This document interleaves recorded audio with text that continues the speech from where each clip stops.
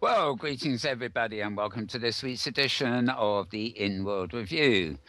This is a news and discussion show when we bring you all the latest from what we call the metaverse. And the metaverse, for those of you who don't know, is the world of immersive spaces online, places you can collaborate, build, converse, be with other people, and all sorts of stuff. Just about everything you can do in real life, you can do in the metaverse, so to speak. It's not exactly the 3D web. Maybe one day it will be.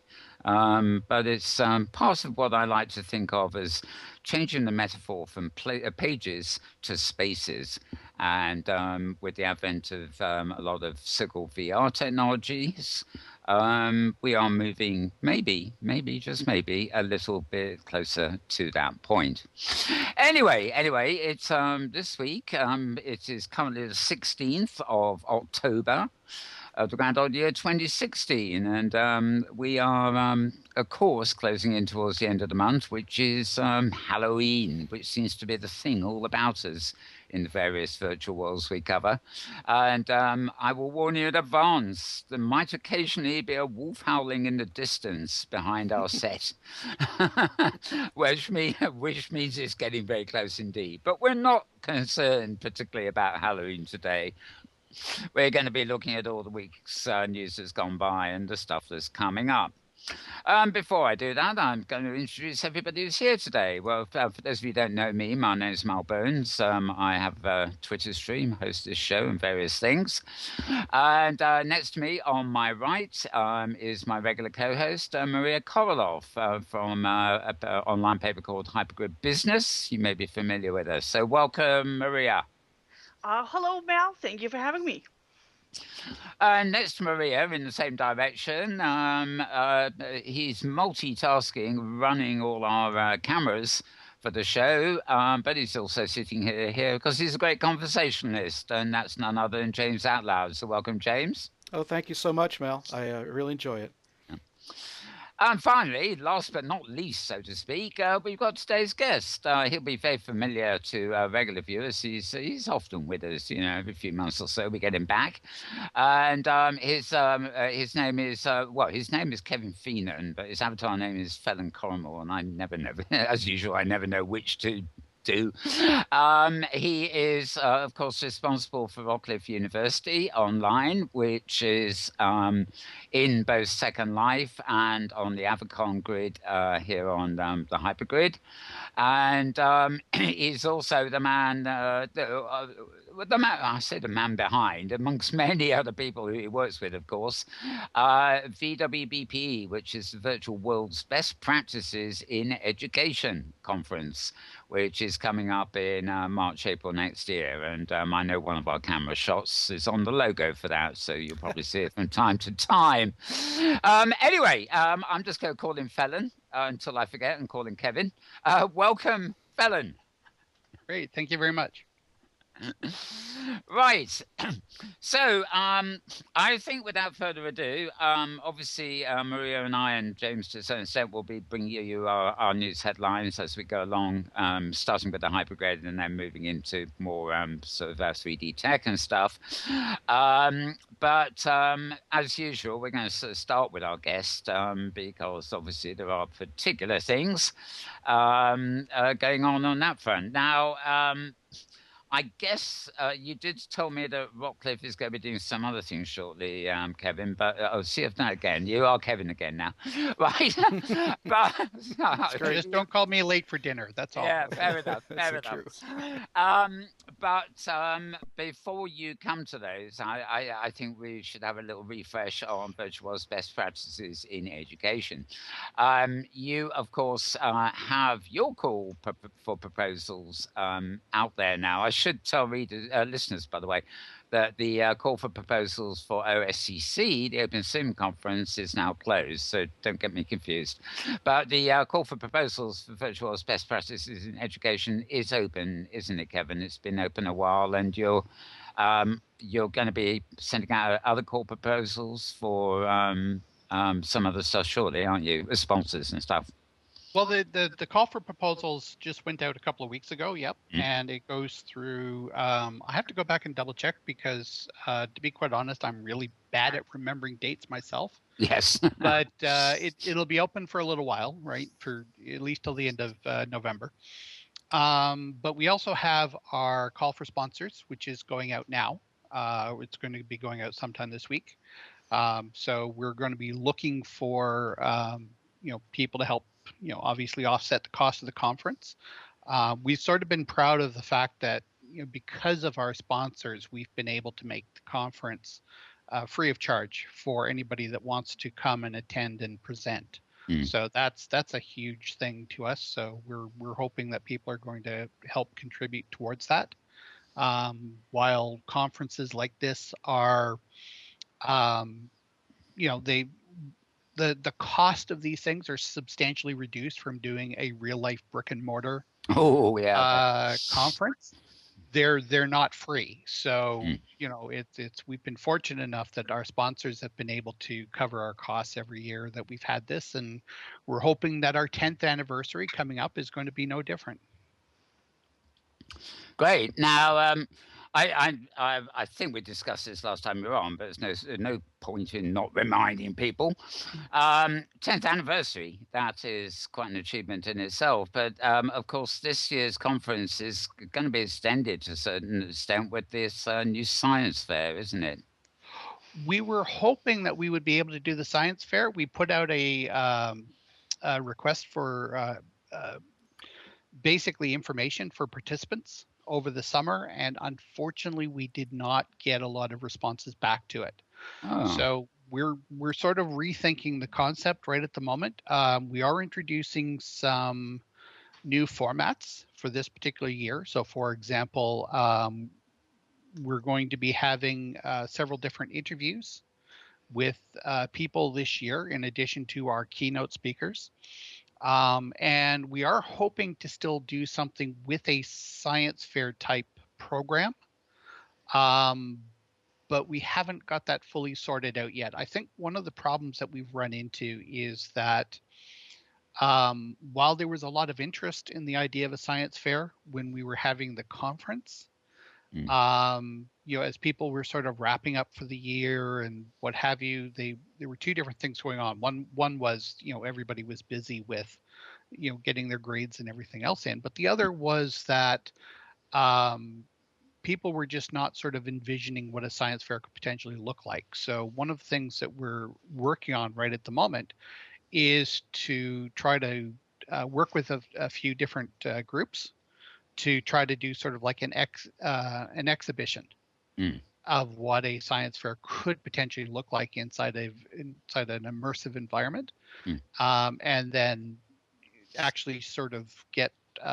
It would give an example for future years of exactly what the idea is. Maybe. It would, but we would actually want to hit people up during the conference itself while they're actually thinking about it, as opposed to waiting a couple of months. And I think that's where we sort of lost momentum on the idea last year. I mean, it was a lot of people were very excited about it, but life gets in the way as life tends to do. And it just, by the time we came out with the additional information, even though it was only a couple of months later, the coals were cold at that point. So I suppose when the call for proposals goes out, a year later, people are back in the frame of mind of, a keynote, a panel, in a presentation, the stuff they usually do rather than the something new. Excuse me a second, right. So, Kevin.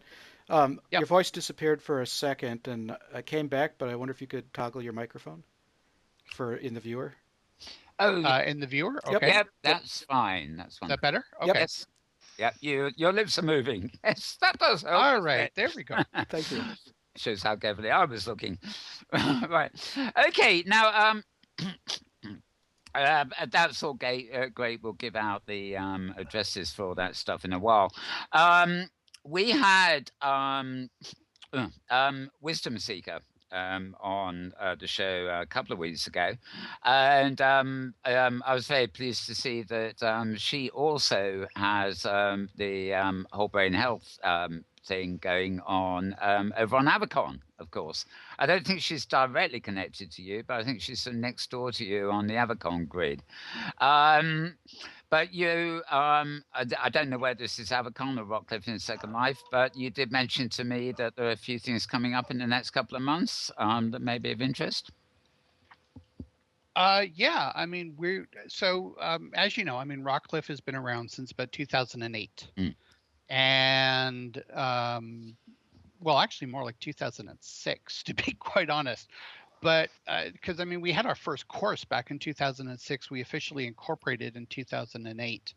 But because we have no institutional backers for what it is that we're doing, we've been doing everything with volunteers as we've been going along.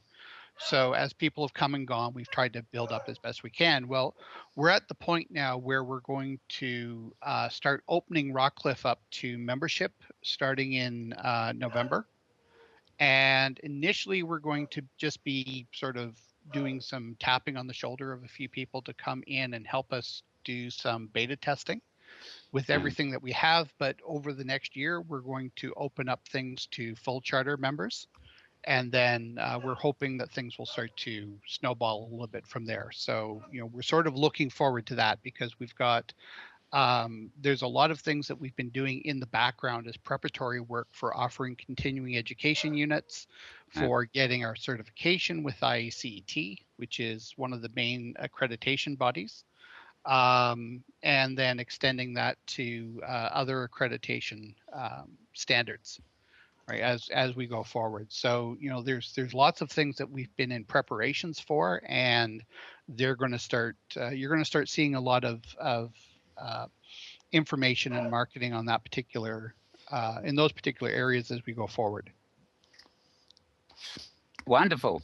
Are any of your activities at the moment? I know you built a library on Avacon. Are there any particular activities where you will be operating on the hypergrid, or is it still mostly focused in Second Life?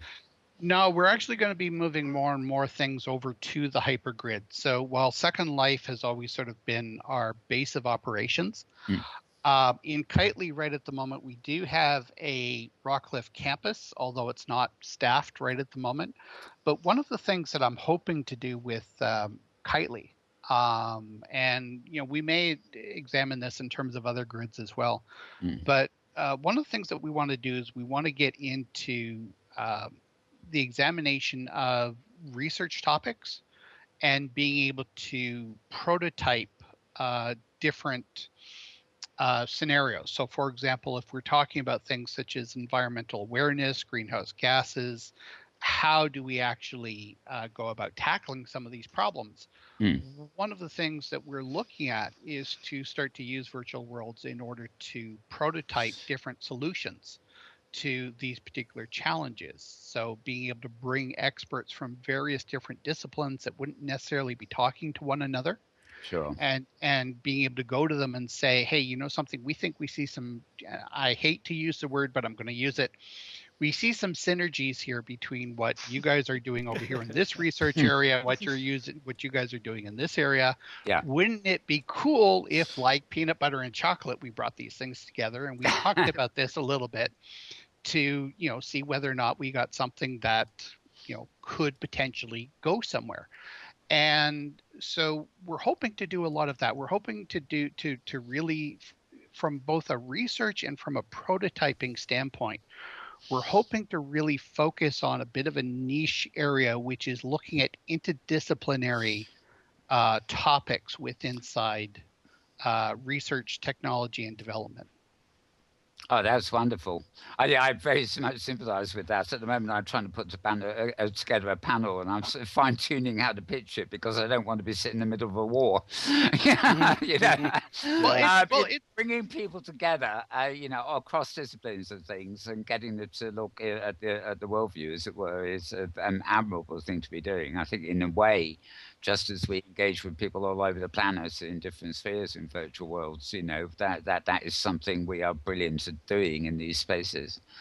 Well, I tell you, it's really kind of interesting because one of the things that I'm working on right at the moment, and it's one of the basis for which I originally established Rockcliffe, is this idea of knowledge emergence and how we develop knowledge, how people actually learn.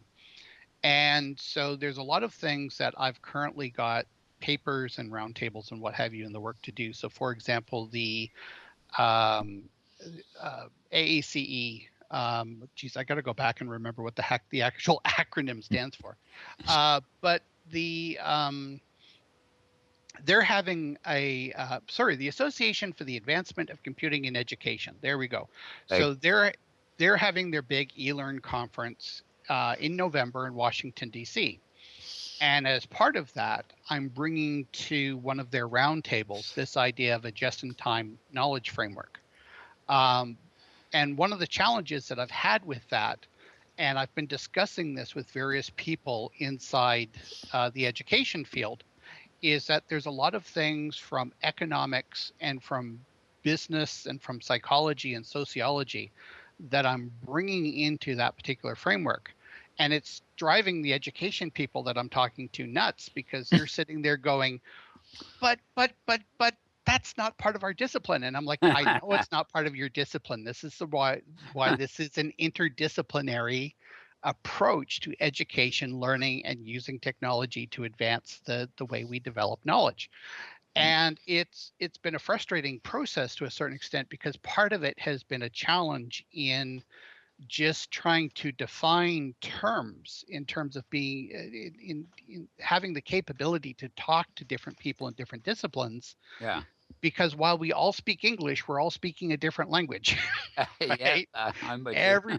Everybody's got their own their own specific words that they use for specific things. And the real challenge to this is not so much in what it is that I'm trying to do, and in essence, if I can get this to work, that's going to be one of the core foundations for Rockcliffe. But being able to have these people from different disciplines be able to talk to one another. Well, if we can figure out how to do that here with this one particular subject that, we're trying to get into the peer review literature, right? And in terms of having a real discussion with this, then to be able to do this with other things like sustainable technology, with environmental awareness, to be able to have those types of interdisciplinary discussions, I think it takes us a long way towards being able to mediate those particular types of discussions so that we can develop some really sound real world solutions to some of these particular problems. I think it's approach, really. I mean, there's something I don't know whether this is the case or not, but I have the impression when I'm reading science stuff in feeds, that online that begins to happen these days anyway. You hear of people starting up things, for example. I don't mean just online startup services, but startups for that aren't necessarily even online, where there is an element of cross discipline in there. And I think it's like moderating a panel in a way. If you can pull in people who have that kind of overview and focus on those connections, the difference in language that you're talking about can almost disappear, because you focus on ideas and ways of working together rather than the intricate detail of each discipline, if you see what I mean. Well, within reason, because I mean it's a pro and a con. So from one aspect, you have researchers in a particular subject area. So you've got certain people, for example, that are working specifically on the idea of carbon sequestration, right? Is trying to take carbon out of the air, right?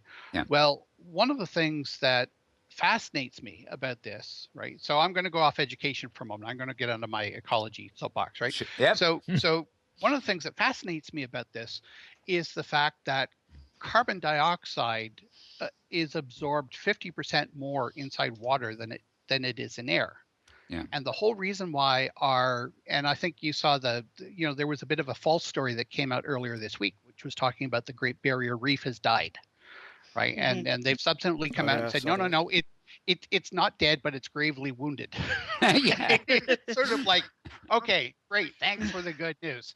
But I mean, here's the thing. I mean, everybody is so focused on trying to take carbon dioxide out of the air, but yet our oceans are the greatest carbon dioxide sink Yeah. in terms of being able to extract carbon dioxide out of the air. And it goes into the water, and the first thing that happens is it becomes a carbonic acid, and we get into problems not only of ocean temperature rise, but also the acidification of the oceans, right? So why is nobody focused on trying to take carbon dioxide out of the water? Because if you can get it out of the water where it's 50 times more concentrated than it is within air, Yeah. then the excess carbon dioxide that we have in the air will naturally gravitate down to the ocean. Got you. Right. So why are you focusing on the, how do I want to put this? The place where it's the least efficient to try to remove carbon out of our environment, ecosystem, our environment, right? Why are you focused so much on? And there's two things that bother me. One is, why are you focused on the least productive area as opposed to the most productive area and the thing that is going to do the most good? Because if we can't get the oceans back into good shape, we're all screwed, right? And then the second thing is this idea of carbon sequestration, right? Because everybody's first, and I have no clue why we have such a love affair with landfills, but for whatever reason we do, and everybody's first reaction is, oh great, now that we've captured this carbon dioxide, let's shove it underground. Let's put it into mine shafts. Let's sink it down to the bottom of the ocean. And it's sort of like, guys, what is your problem? The whole it's all going to come up again. Yeah, it's so true. It's pushing the problem off to another generation, right? In order to solve the problem, you have to solve the problem of how to disassociate carbon and oxygen from each other and put those elements back into something which is more useful and productive, right? You need to complete the cycle. Burying the problem is only pushing it off to another generation, right? So yeah, absolutely. And so it's sort of like, okay, great. Okay, on top of the fact that we're focusing on the least productive area to remove carbon from the atmosphere, we're not actually dealing with the problem. We're just pushing it off. And there are, when you start to take a multidisciplinary approach at this, you start to find different things that are happening. So for example, if you like, we've got problems right at the moment with deforestation. Yeah. Right. And part of the challenge that everybody keeps saying is that, well, trees just don't grow fast enough to suck the carbon out of the water or out of the air. And yet, if you had forests of bamboo planted, bamboo grows at an absolutely incredible rate, and it actually draws carbon dioxide out of the land and out of the water and out of the air at a far faster rate than our hardwood or our softwood forests do, right? Right. In addition to this, you've got other technologies which come along, which are like you start dealing with carbon nanotubes and buckyballs and some of these very interesting carbon, nano type components. Well, when we talk about not having enough materials, like every time we get an area that gets devastated by a hurricane or whatever else, we have to rebuild. Yeah. Well, if everything's built on wood, then what are we doing? Well, okay, we're cutting down more forests so that we can build more stuff, right? But if you've got something like bamboo, you've got an opportunity, because there's research out there which has shown that you can actually do carbon nanotube impregnated bamboo, which is actually a lot more flexible and harder than steel. Oh, and is fire resistant, and it has all these other massive building properties associated with it that would allow us to rebuild these particular types of infrastructures, not only faster, but also using resources at a more sustainable rate, and something that we could control the production cycle a little bit faster on. So basically, bamboo could remove carbon, unnecessary carbon, and help deplete it, but also be a fast-growing building material too with enhanced properties. So two in one, yeah? It would remove the requirement to be going into these old-growth forests, yeah, and cutting down the heart of our ecosystems. Yeah, right? the rainforest. And the neat thing about bamboo is that bamboo is one of these things that can grow in a variety of climates. There's almost no climate other than maybe the high Arctic where bamboo cannot grow. So you take a lot of these lands, right? So you get these large tracts of lands in Texas and Arizona and what have you that have minimal rainfall and are just barren, right? And it's actually a perfect place where you could go in there and you could start planting bamboo forests. But it's just nobody's made the connection because I don't think anybody's really had the conversation. And so, okay, great. It's a bit of an out there idea. It might be completely off the wall. It might be completely insane. But until we bring the experts together to have the conversation to say, well, wait a second, what if we combine these technologies in this particular fashion? Sure. Then how do we know that something like this might actually not be something that would be extremely beneficial on multiple levels? It might be good for the environment. It might be good for the ecology. It might be good for industry. It might be good for economics. Right. So, I mean, there's multiple, when you get solutions like that, that have minimal downsides and multiple upsides across the board, including the ability to, in order to help regulate carbon that we have inside the atmosphere. Yeah. Then why wouldn't we have that conversation? So these are things that we're hoping to do, but doing those particular things in Second Life is not the best place to do them because while we have more toys to play with in Second Life, we don't have the portability of, once we've developed something like that, being able to take what it is that we've developed and to be able to pull it up and to be able to have people work with things like on a stick or whatever else so that we can distribute those ideas so that they can be talked about in a wider fashion. You would obviously we're still we're not an environmental show, but still on this particular theme. Then you are saying that you would have something like regions on Kitely or on a stick, as you say, or something that were basically simulations of all this interactivity, so that people from different disciplines could see and partake in something where multiple disciplines have been represented. Is that the idea? I think that's sort of where we need to go with a lot of these particular items. I mean, in order to convince somebody that a particular idea is worth doing, you first of all have to show them that it works. Well, if in a lot of cases, if you slap down a 50-page report in front of somebody and say, take a look at this. This is worth reading. Chances are they're going to look at the first 1 or 2 pages and they're going to make up their mind, actually more than likely based on what's ever on the top page. Yeah. They either like it or they don't. They're not going to bother with the rest of what's there. You cannot walk into a virtual simulation without looking at the 50 pages of information that's sort of crashing into your senses, right? Yeah. I mean, that's the wrong word. I was looking for another word, but I mean, it's the essential idea, right? I mean, you cannot go into a virtual environment and only take a look at the chair and not take a look at everything else that's around it. At the end of the day, it's all data. So the analogy about books and stuff is right, but I mean, it's visualized data as opposed to readable data, and it's the whole shebang. Exactly, and people could take in far more in terms of trying to understand a concept, because as soon as you bring somebody into this concept world and say, here's a prototype, they're going to start looking at all the different pieces. First of all, they're going to get an overall view in terms of what it is that you're trying to do, and then they're going to start being fascinated by different components of what it is that you've put together. And then they're going to start asking questions. I mean, it's just the nature of who we are. Whereas if you put a 50-page report in front of somebody, they don't see all the detail that's there. They can't even get a concept of the landscape in which you're trying to describe.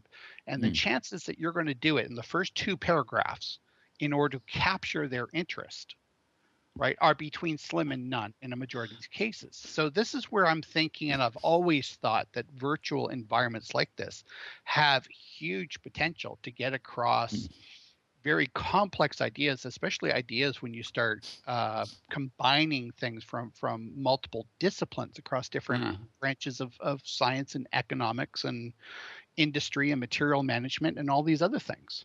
This is, I mean, in principle, because obviously it might be a bit techy for some people listening to this, but in principle, this reminds me of what a company in the UK here, Dayton, did in Second Life, later OpenSim, and they've now got their own apps. They have one app, in fact, now called Datascape, not to be confused with their other one, which is Fieldscapes, VR things. But it was very simple because in the space of, I don't know, you have to watch, you have to look at 4 PowerPoint slides, as it were, to convey a certain amount of information. But they simply took those bar charts and put them in a 3D construct where you have 3 axes. And by altering the axis, you can actually convey all the information from those charts in one schematic.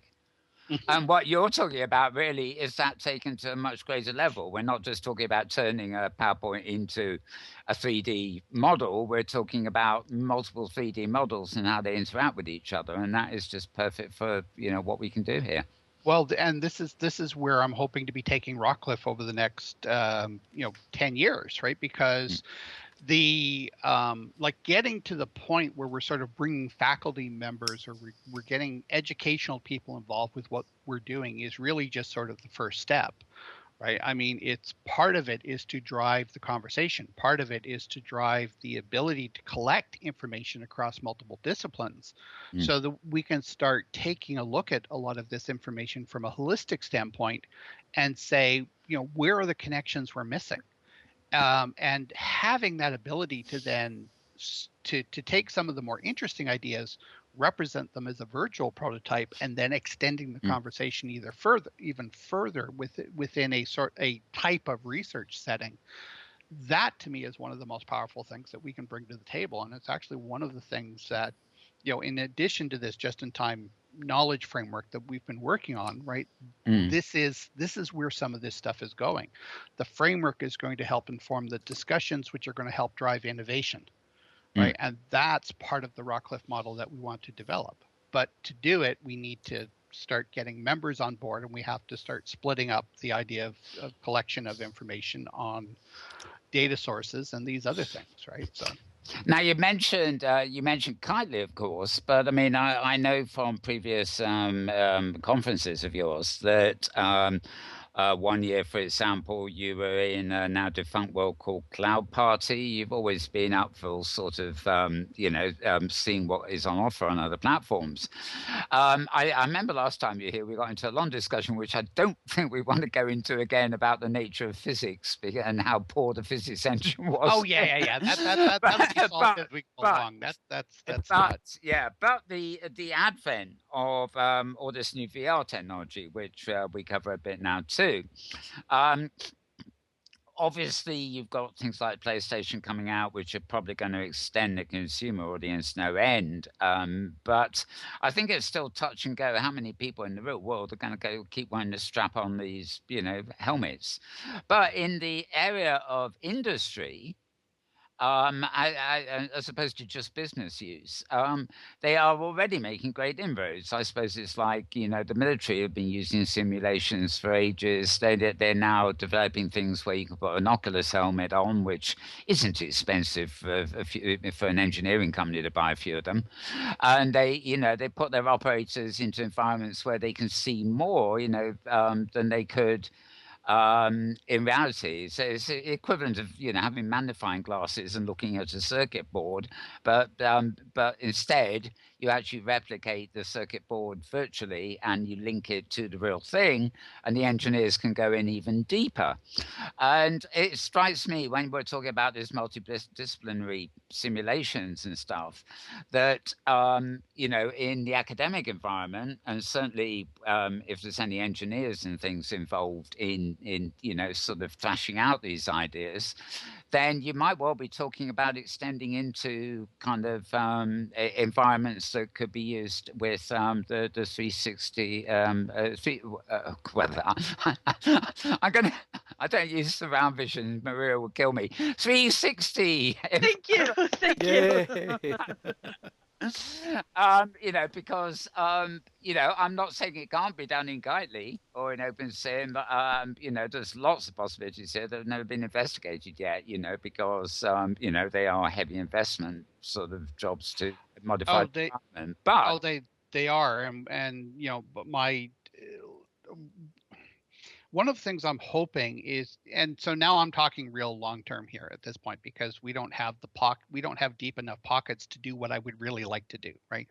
Which is in part to actually build a brick and mortar lab that we could start bringing a lot of this advanced technology together and start pulling some of the tech people from different universities and colleges to help us out with, to actually start building more simulations where we can take a look and, all right, we'll use the term 360 for the moment, but I mean, where we can really start taking proper advantage of these particular types of things, right? Where you can really sort of walk through a simulation properly, right?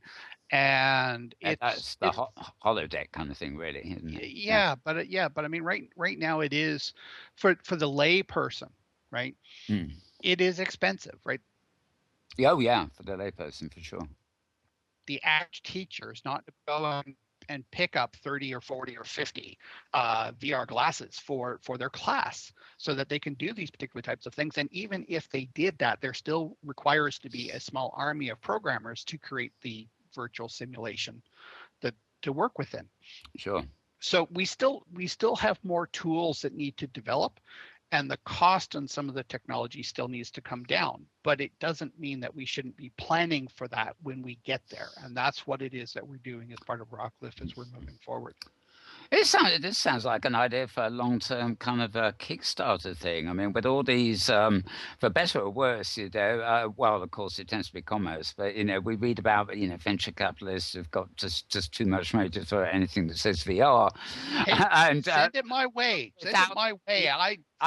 I wouldn't know where to start, but I'm sensing all this, and I look at people like the Googles and the Elon Musk and even the Amazon chap. How many different space travel projects have we got going at the moment? I mean, back in the day it was just the Soviet Union and NASA. Now there seems to be Virgin. I mean, everybody's doing the space travel thing. SpaceX is talking about going to Mars within the next 10 years and be able to set up colonies. I mean, that'll... but the elements that they will have had to incorporate in these projects are ultimately multidisciplinary. They have to have been. You're talking about sustainable environments. You're talking about propulsion systems. You're talking about just a whole lot of different things, and also helping people survive when they get to Mars. Yes. So this is that multidisciplinary thing, and I would say it's coincided with the internet age, really, this communication age. There seem to be these massive projects that have sort of just come together. I mean, the finance behind which is almost unimaginable. It would have to be on that scale. And if somebody could send me some information on how I get involved with that financing, I would love to talk to them. Yes. Actually, yeah, we better leave it there, really. But I'm just thinking, the possibilities. Maria, James, any questions for Kevin? The Kevin Len. Before Kevin Len, there we go. Yeah, before we move on to some general topics. No, just wanted to remind Kevin that to contact me if he wants to do any coverage on hypergrid business of what he's working on. Well, you know where to find me. I'm still in the same place. I haven't moved for 7 years because I've been working on the stupid statistics report pretty much all this time. Oh, there we go. Oh, I believe it. Oh my God. Same time, same place every week. Yes, as we say. My daughter was here this weekend and she watched me doing the data, and she was like, "Why are you doing this? Why is your hobby spreadsheets?" Why would you? Why would you choose this as a hobby, Mom? Yeah. Anything but this. Yeah. I sympathize looking at a lot of screens, both work time and free time. Yeah. Well, we fall into it, don't we? Mm-hmm. She just doesn't want to know, you know. Give her another 20 years, she'll be addicted to spreadsheets, but they'll all be 3D by then anyway. So She's a math and physics major. Oh, wow. Oh, was she? So, yeah. Yeah. So She'd have to be. So if she's complaining about my use of spreadsheets, it's really bad. Maybe no. she just thinks of them as a work thing, and why is Mom doing this at home kind of thing? Basically, yeah, she's like, you do this every day for work. Why are you doing it for another 8 hours every day for fun? This is insane. Well, I don't know. My son's the opposite. So she's doing physics and math. Yeah. She's taking a bunch of quantum physics classes this year. She's going to grad school next year. My son's a farmer. He's outside right now on a tractor in the hayfield. Wow. You can't get more extreme differences in kids, showing that there's basically no impact in your kids' lives. Following their passions. That's great. Yeah. Yeah. Well, that's it, really. So same for you. You know, you sort of you turn your hobby into your job, so you do it as a job and a hobby too. We get very boring as we grow old, don't we? We get more interesting. Oh. We're doing more interesting. We're just doing the same old thing double time. Right. Fair enough. Okay, well, I hope you're going to stay with us. You know how this show goes on, Kevin, as we move into sort of open discussion and news points about the hypergrid and stuff. Let's just move into a bit of brief news. I'm going to, before I hand over to Maria for the hypergrid news per se, I'm just going to check that I haven't got some links here. Well, I know I've got a couple that don't lead to hypergrid business, including, I will remind her, because she may forget it, that a couple of posts on Hyperica, World of Seasons, and there was one this morning, of course, which was Second World Grid, who I hadn't heard of. So I'll leave that to you, Maria. But right, HG Visions. That's HGVISIONZ.wordpress.com. I've got a post in my Metaworld News feed here, twitter.com/Metaworld News. It's actually only one of several. This was an interview with a guest writer for Visions magazine called Linda Deaver, but they actually have quite a few of these guest writers, and up until now you've only been able to read this HG Visions magazine Inworld. We have a dispenser downstairs if anybody wants it, but I think it is now going to go to issue or somewhere as a flipboard PDF on the web.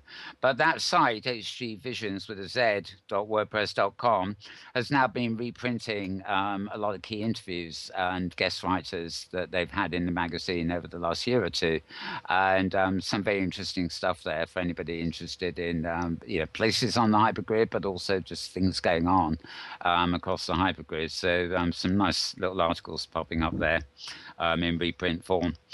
Thursday Embers Pings from the Afterlife.blogspot.com has a regular post. Safari Tours Turin. That was actually the week before last. There's one here for this week too.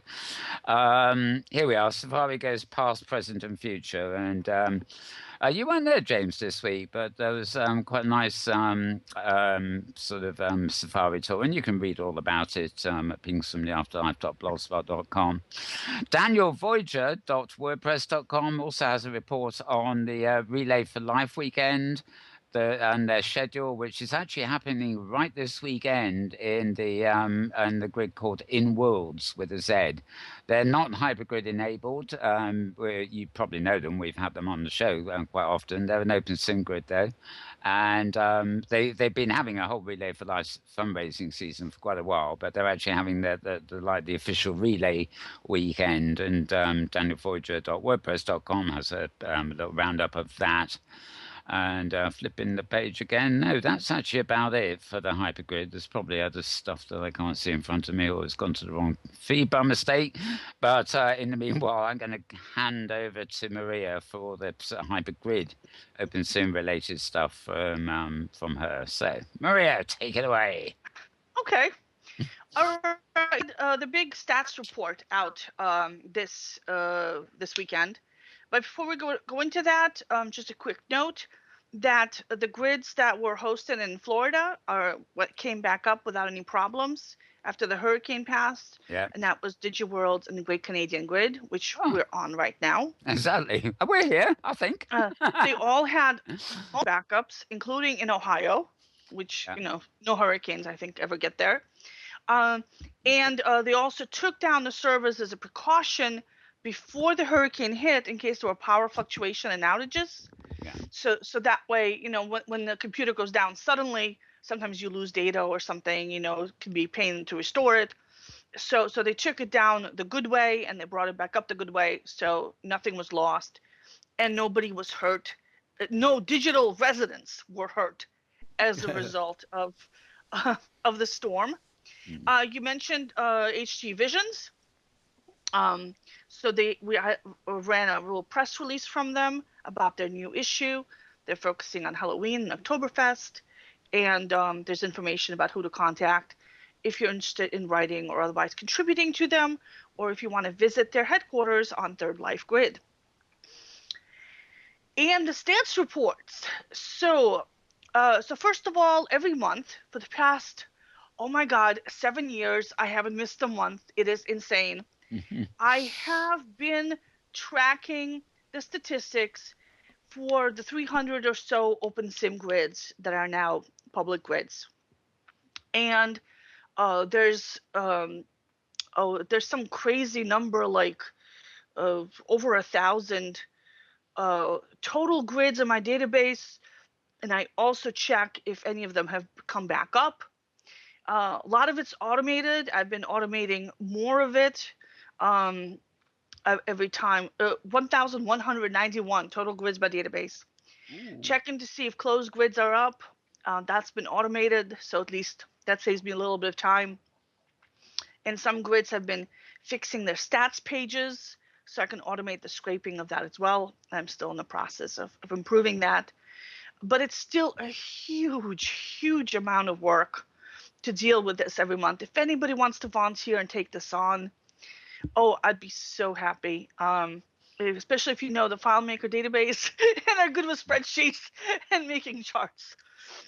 All right, so the big land gainer was Zeta World. I think Kevin's going to keep his avatar apart here. I'm not sure. He just said he's got to disappear, but he'll be back in about 30 minutes. So okay. just warning you if you see an empty seat or something.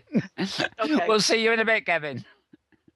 Okay, so the big land gainer was Zeta Worlds. It's an open grid run by ZetaMex, and anybody can connect a region for free.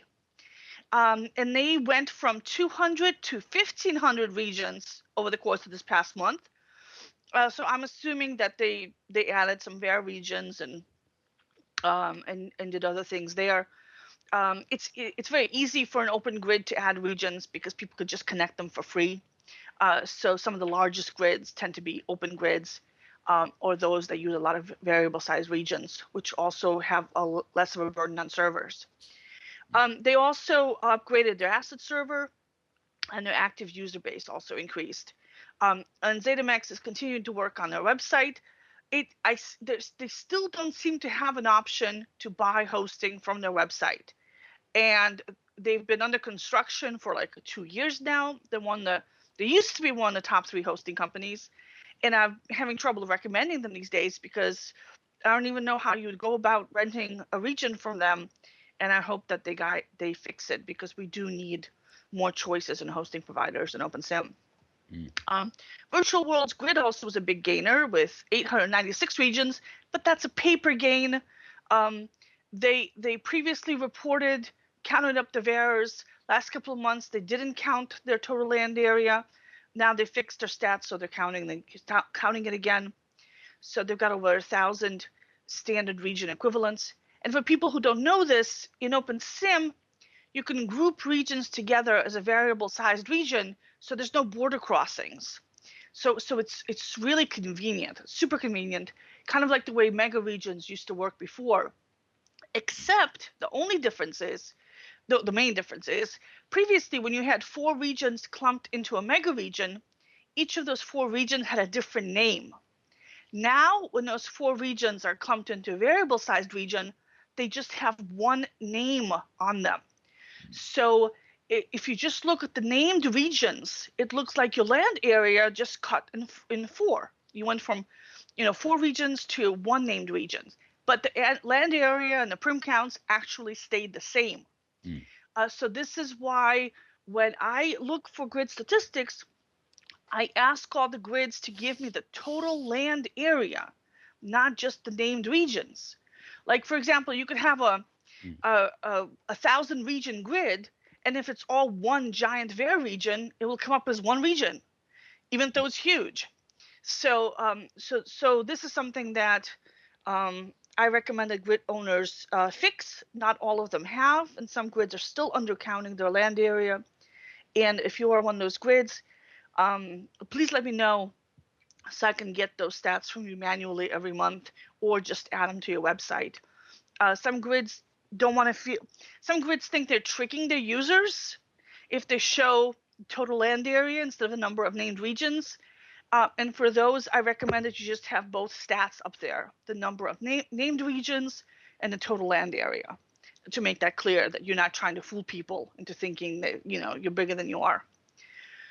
Okay, Skylife, one of the new grids that came out of the whole blow up of the latest blow up of Aviworlds, gained 790 regions. They're up over 1,500. Kitely gained 452 regions, and now Kitely is a commercial grid, and they don't have their own land. So except for like building sandbox and the welcome area, pretty much all the regions on their grid are paid regions. So this is a very strong indication of growth that they have gained so much land this month. Metropolis is an open grid. They gained 245 regions. Lost Paradise also grew, and OS Grid grew. I also look at the number of new registrations, and this has to do with how many new people a grid is able to attract. And Inworld was on top with over 2,000 new registrations, with Kitely close behind. These are both commercial grids. They both do a lot of outreach and marketing, and they bring people into OpenSim for the first time.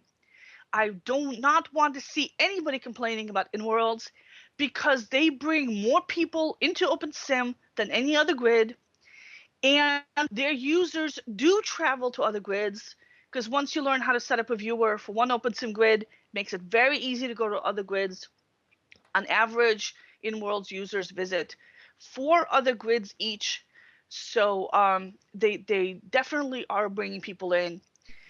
So please stop complaining about them. How do you know that? I mean, can people teleport out of Inworlds? No, they can't. But they can create accounts on other grids. Yeah, so they have to create other. I survey them. Grids. I survey them. I ask them, how many other grids are you on, or how many other grids have you visited? And the people at Inworlds have visited a lot of other grids. That's great. Wow. And actually, in my experience, talking to people while I'm hypergrid around on Safari or anything like that, when you meet them, a lot of people only have 1 or maybe 2 hypergrid avatars, except for Thursday Ember, who has 1 on every grid.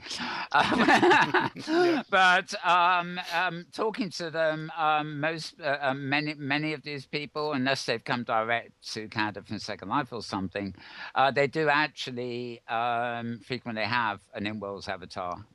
Many people who are now on the hypergrid actually discovered OpenSim through Inworlds, and they simply have another avatar on the hypergrid because Inworlds isn't hypergrid enabled. So there is a kind of, from talking to people, there's a very clear transition there. Yeah, exactly. One grid that had a whole lot of new registrations, 1,600 new registrations, which is really high. It's like Inworlds and Kitely ballpark, is Genesis Global Journey. But they just have 23 active users, and this sudden jump in registrations. It makes no sense. I haven't seen any particular activity, why these people are coming in. They're certainly not logging in, because we haven't seen them as active users. So I don't know what's going on there. I asked Magnus Binder, who does another set of stats, and he didn't know what was going on either. So after I'm done with this show, I'm probably going to contact them and find out what's going on. I've just seen one of your tweets come in, actually, saying survey results are out and All City. I've never heard of All City. I will get to them next. Oh, okay. I'll get to enough. that story next. Yes. Right. Never heard of them. Exactly. Oops. Yeah. That's a long story. I'll get into that. All right. A-Life Virtual. Now, last month we talked about, maybe the month before, that their stats were wildly inflated, and they jumped by even numbers. Like it would increase by like 1,500 all of a sudden within the course of a minute. Like, not realistic that 1,500 new people would log in over the course of a minute, right?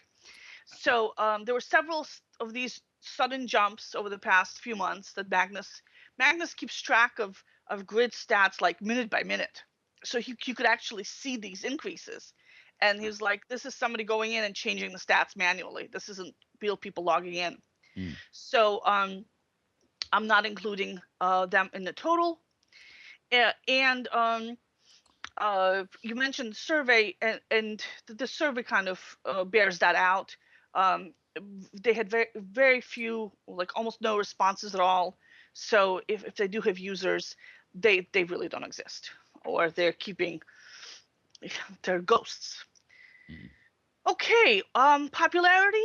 Inworld stayed on top with over 6,000 active users, followed by OS Grid with 3,500, Metropolis close behind.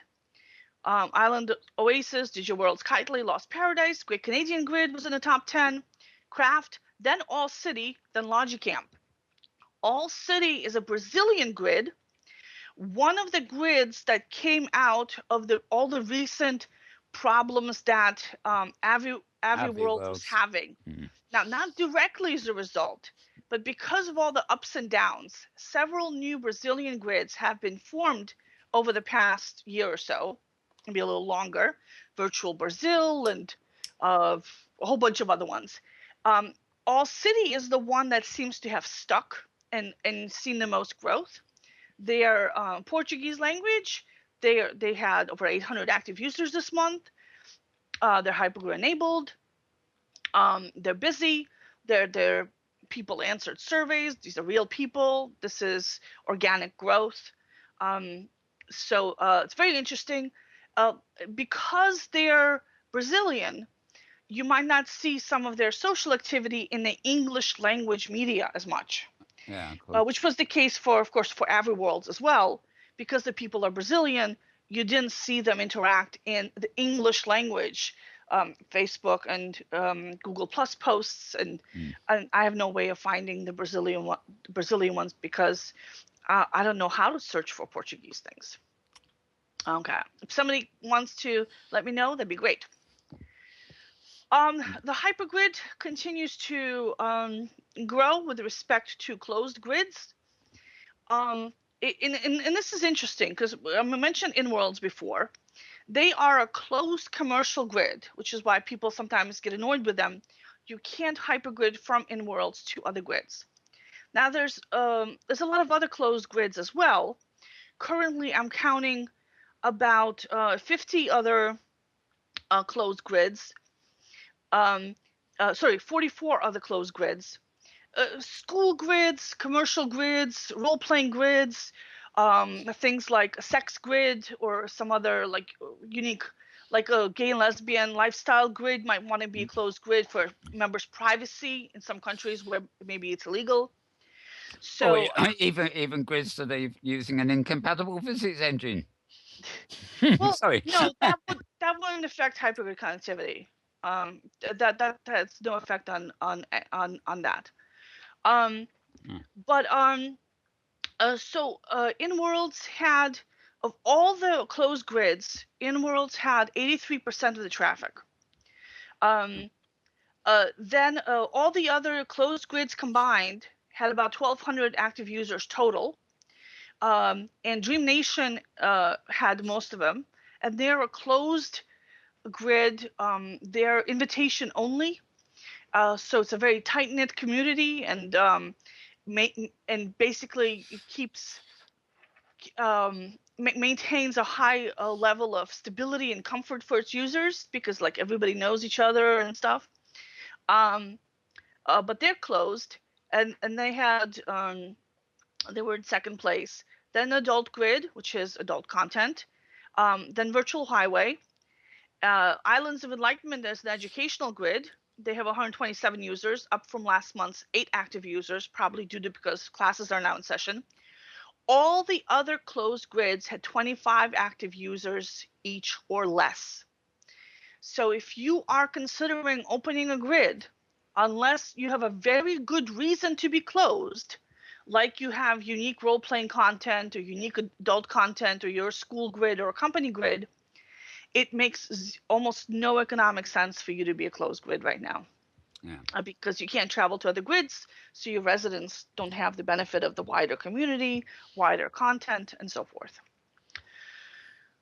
Speaking of content, Kitely Market resumed growth after a slow month last month because they cleaned up some listings that didn't comply with Kitely Market guidelines. They are the Hypergrid's largest and only online marketplace to deliver to more than 150 different grids.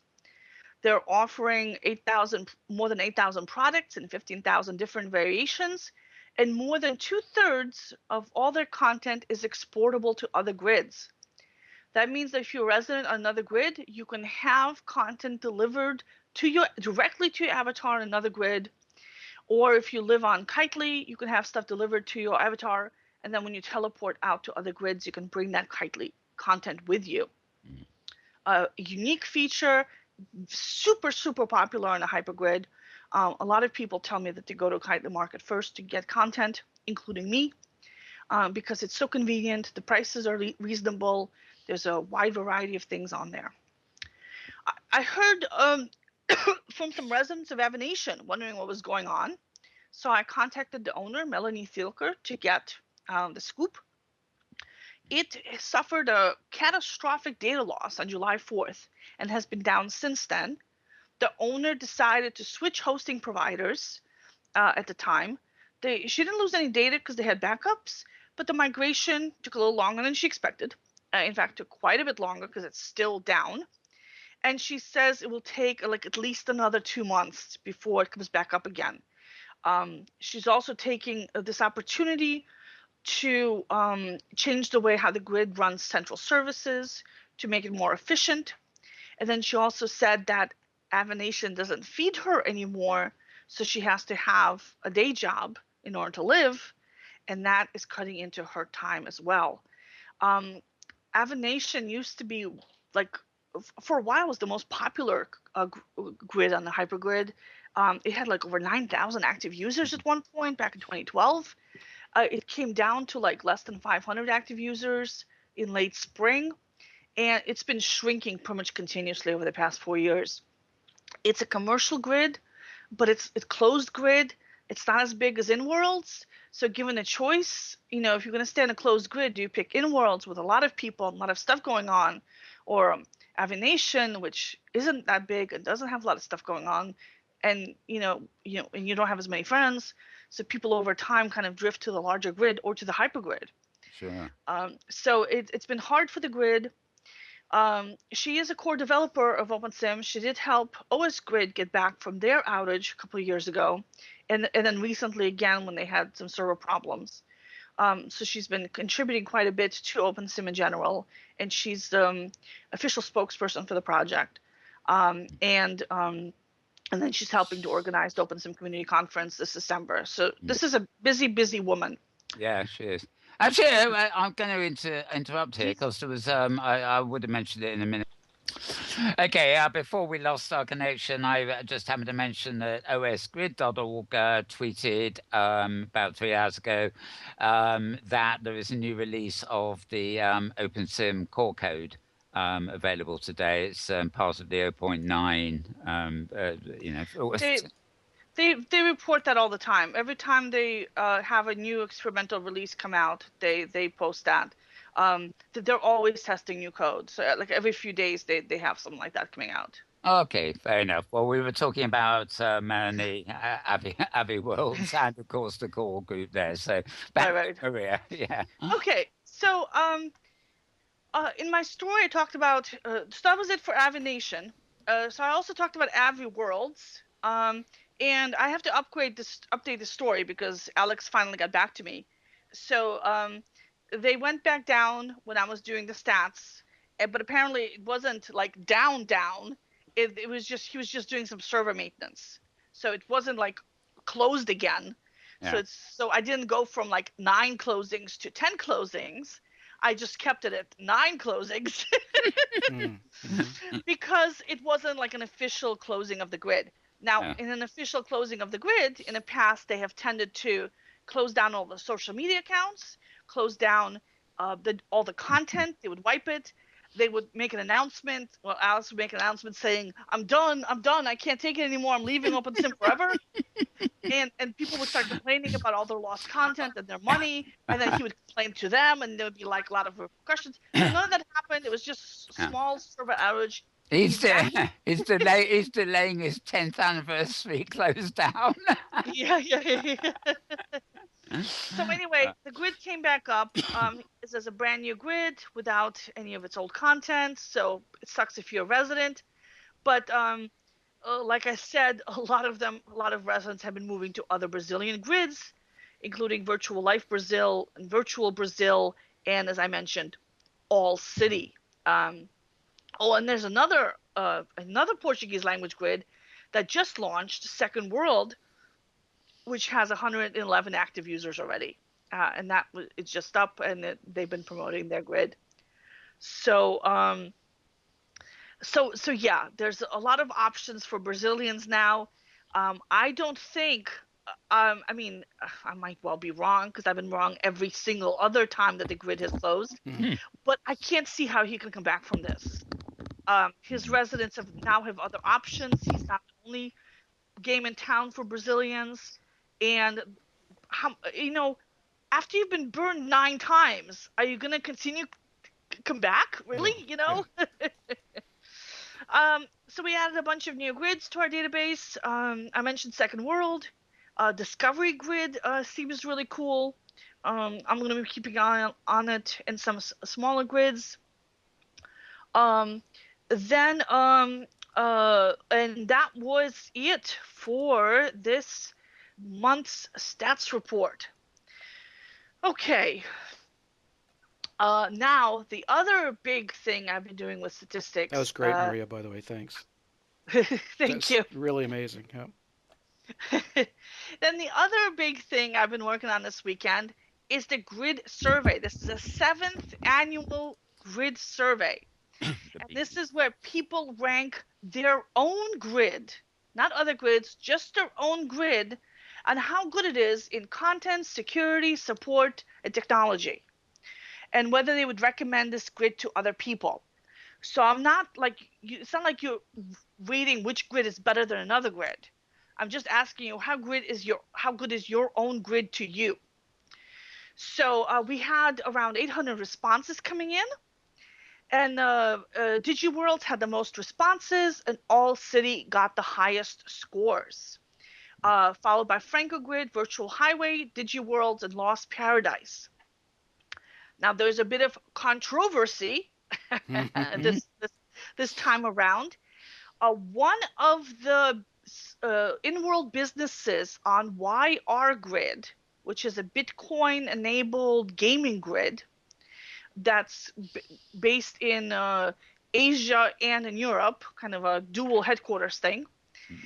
One of their Inworld businesses, not the grid owners, but an Inworld business, offered a reward to residents for rating the grid.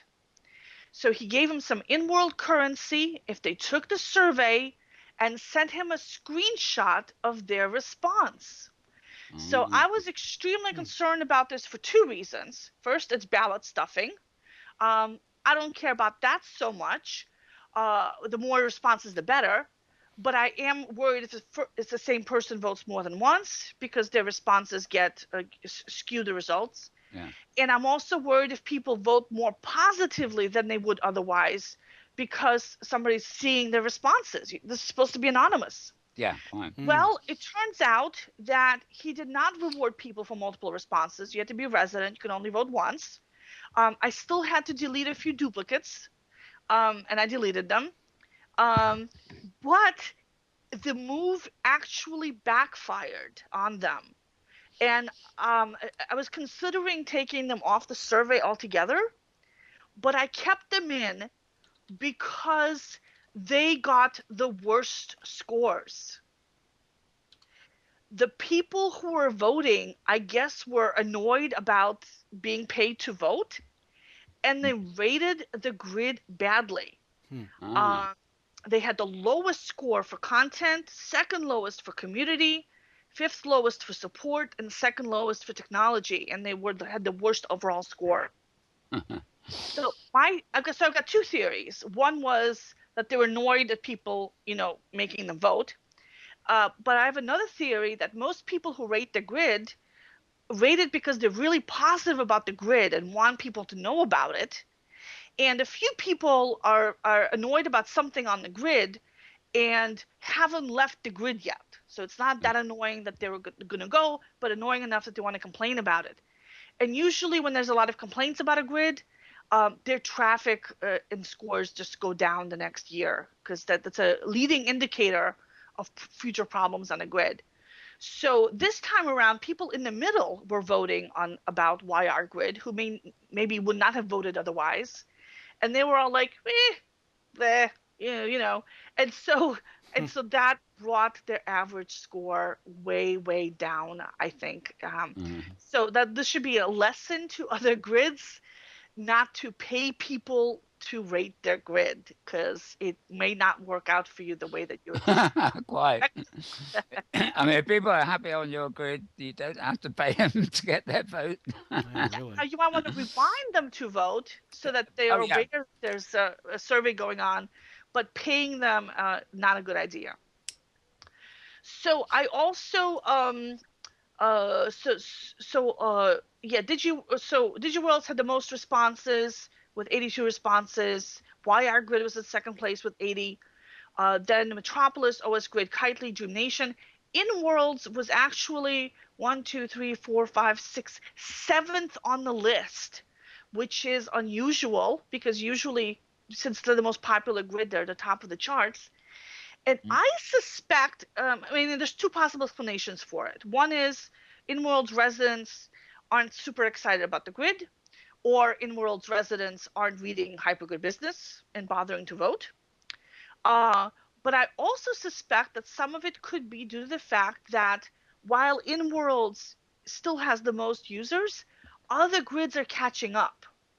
So back in 2012, Inworlds was responsible for more than a third of all active OpenSim users. They had 39% of users were on Inworlds. Now it's down to 18%. So they're still big, but the other grids have been getting big too, and they've been getting a lot of excitement. So I think that helps contribute to the fact that they had a lot of responses, but not the biggest chunk as they did in previous years. So moving on to the individual results, Avanation was chosen by only one person as their home grid.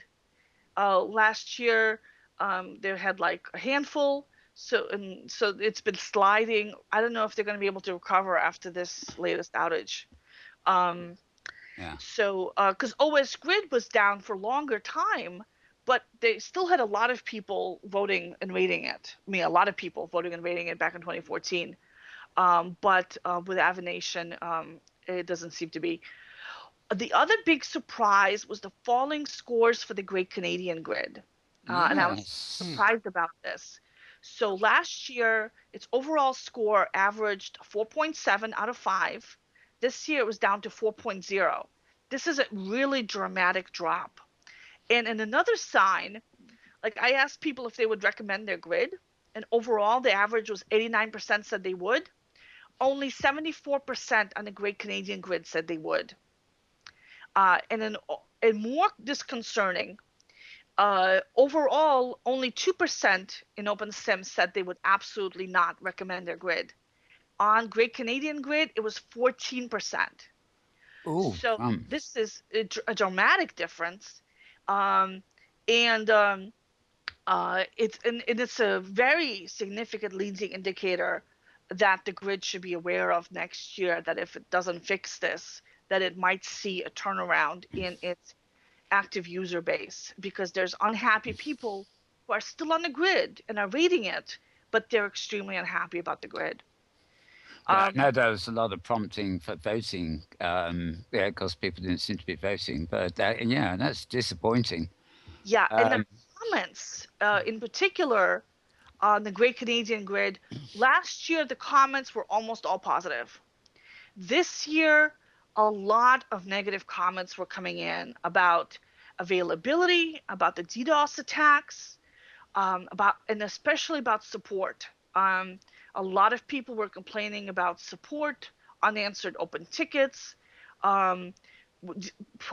community posts being deleted on the Facebook, on the forums, people not able to log back in.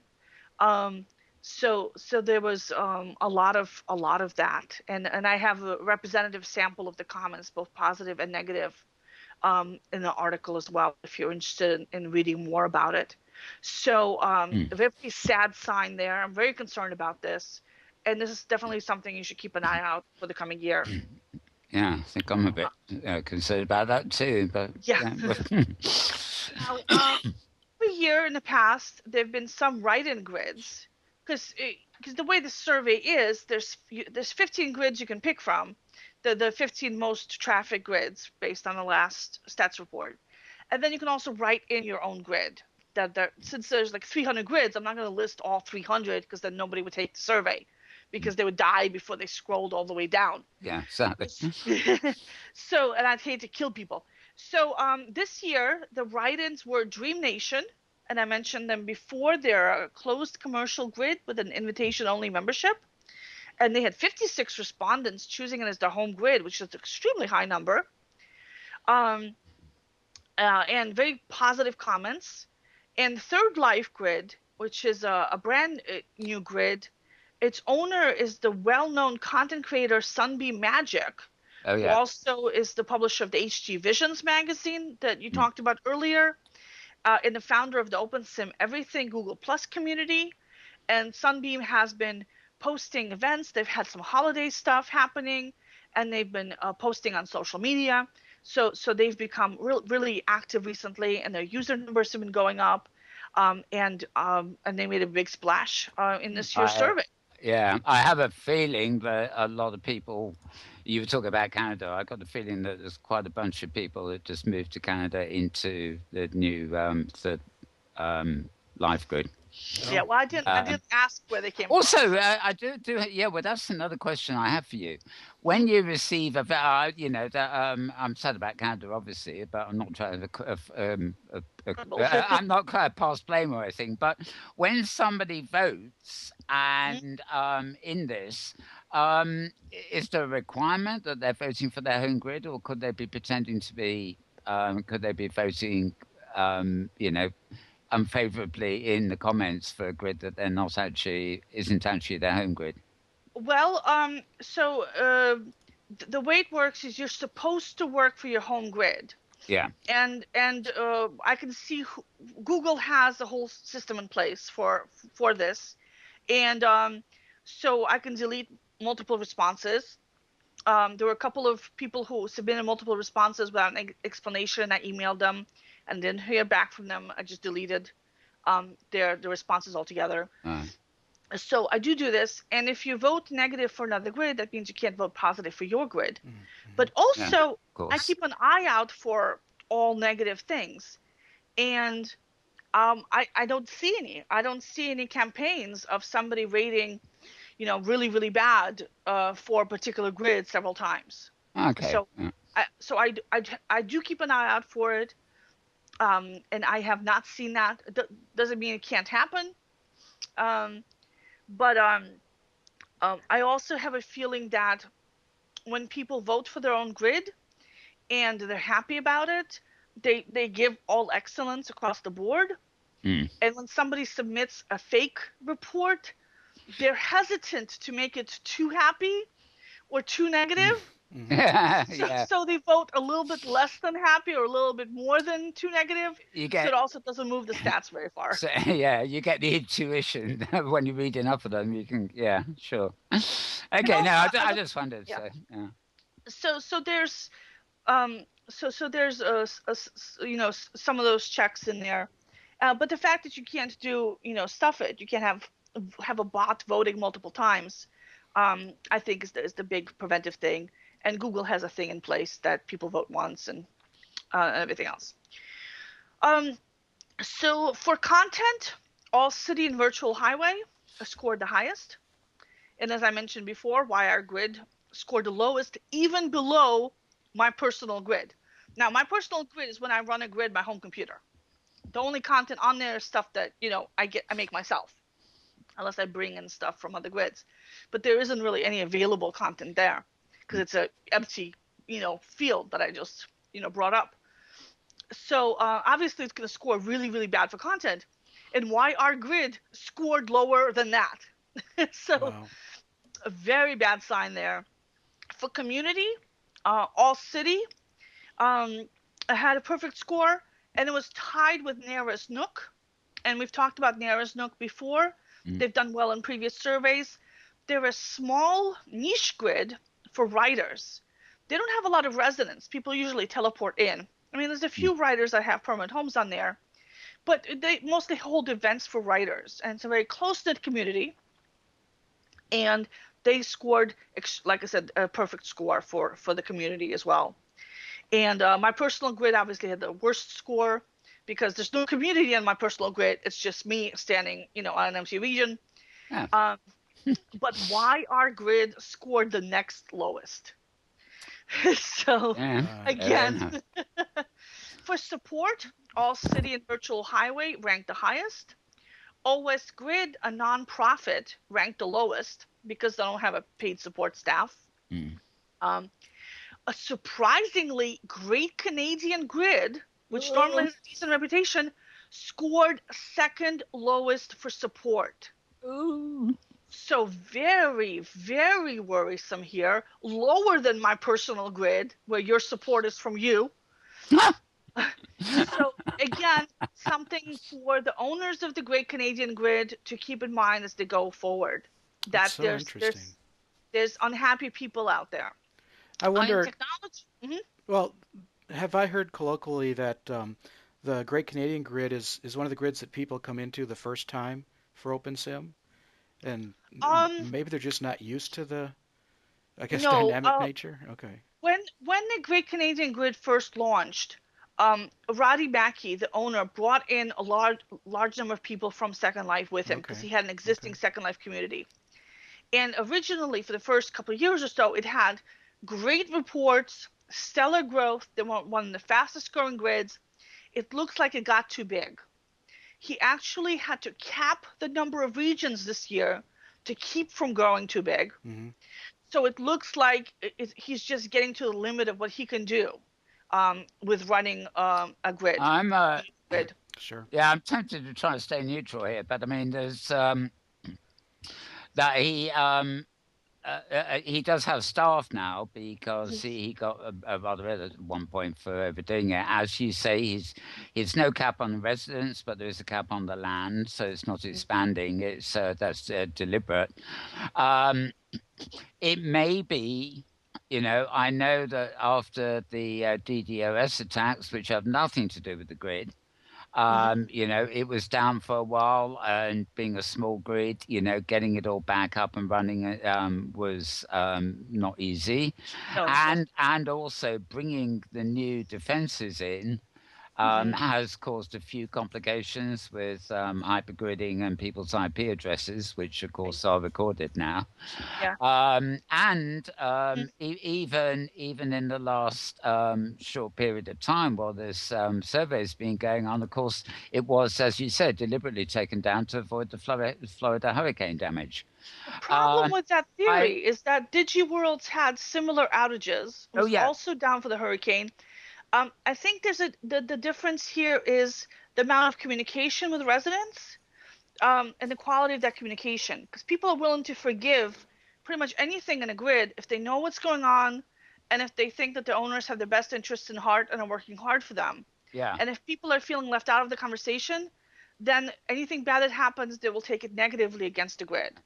Well, I know I've seen things in the grid chat group, as it were, that are things like, I had a problem getting into a region because of something or other, and they're actually told pretty much to go to the website and file a ticket, and they'll say 5 minutes later they'll have filed a ticket and say, but nothing's happened yet, and the process of filing tickets, and things don't happen immediately always, especially when it's not like the 6 regions where it's hands on with everything. There is a system in play.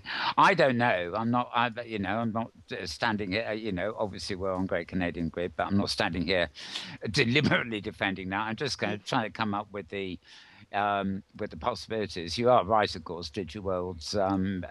Oddly enough, the support system is pretty much the same for DigiWorlds and Canada. It's the same team, so that is a bit odd too. But I better abstain from this, because Right. well, it'd be a favoritism or a thing. But I will be concerned. I will certainly probably have a chat with Roddy at some point just to. Yeah. Now keep in mind that this is purely a survey of perception.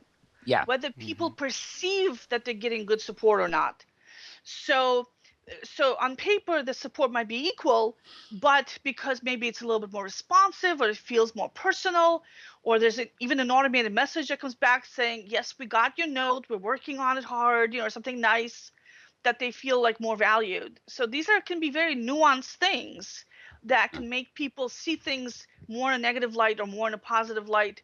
Sure. Or if they have other bad interactions outside of it, it might reflect the way they see support or they see technology or anything else.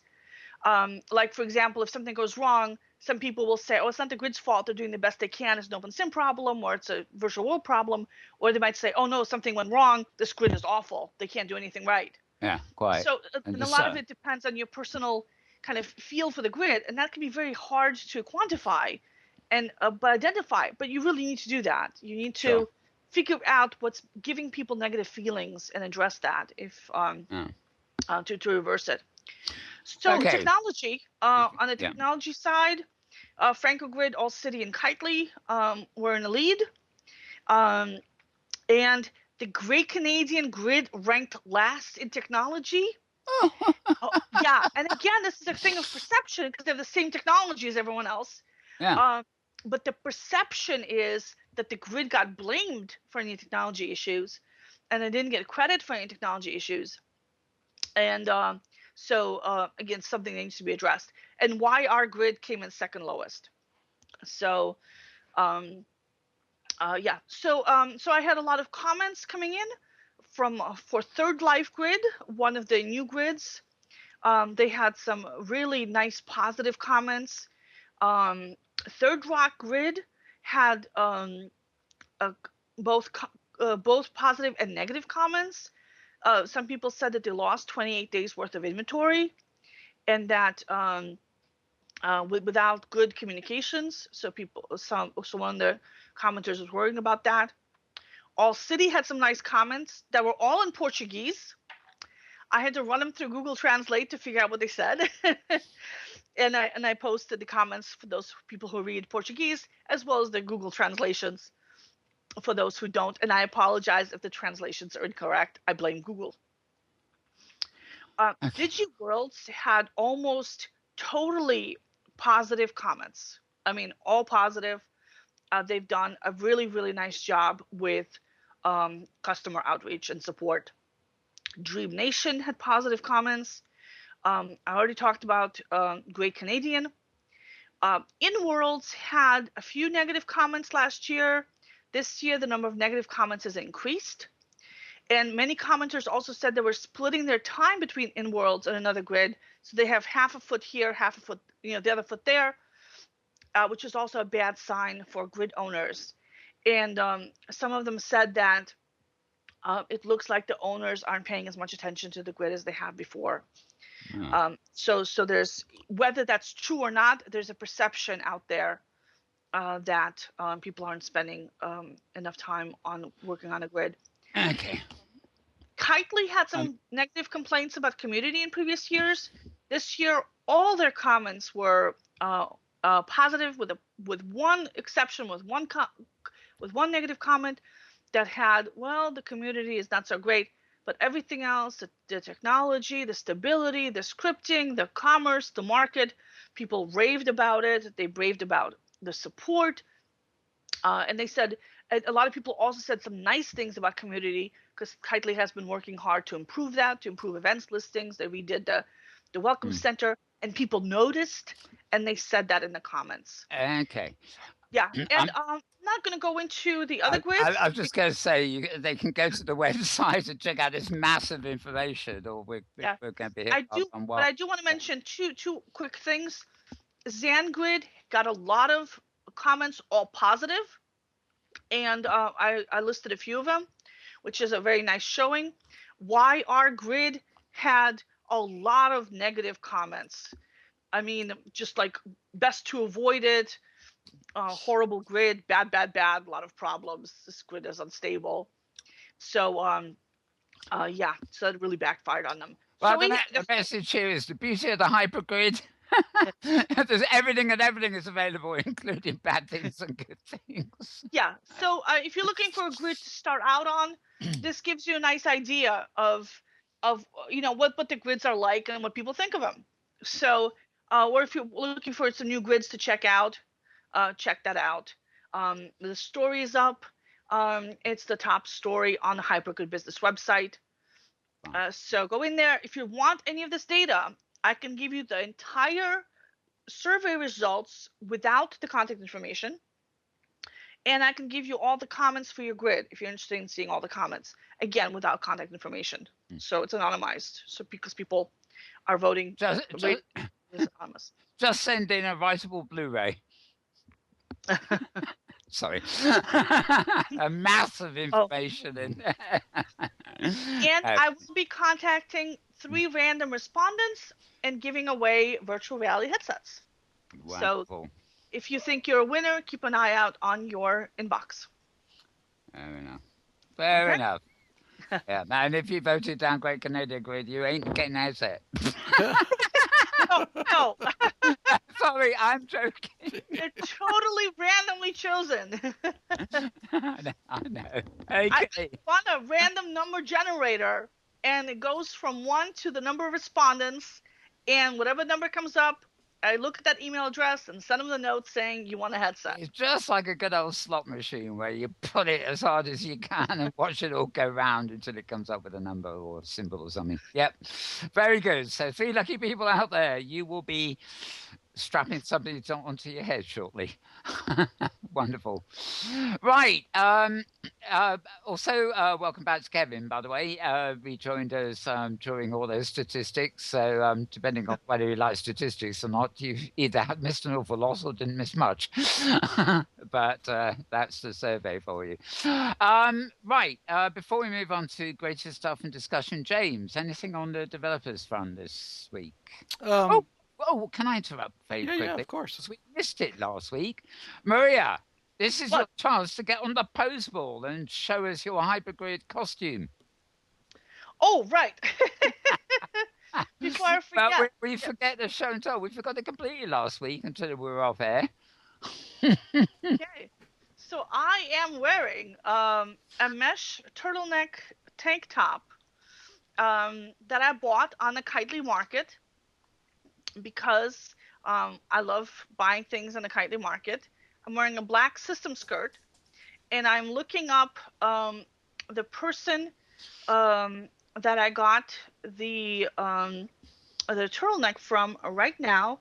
It's from Pacifica Fashion, and I like a lot of their stuff. And I've bought a lot of things from Pacific Fashion.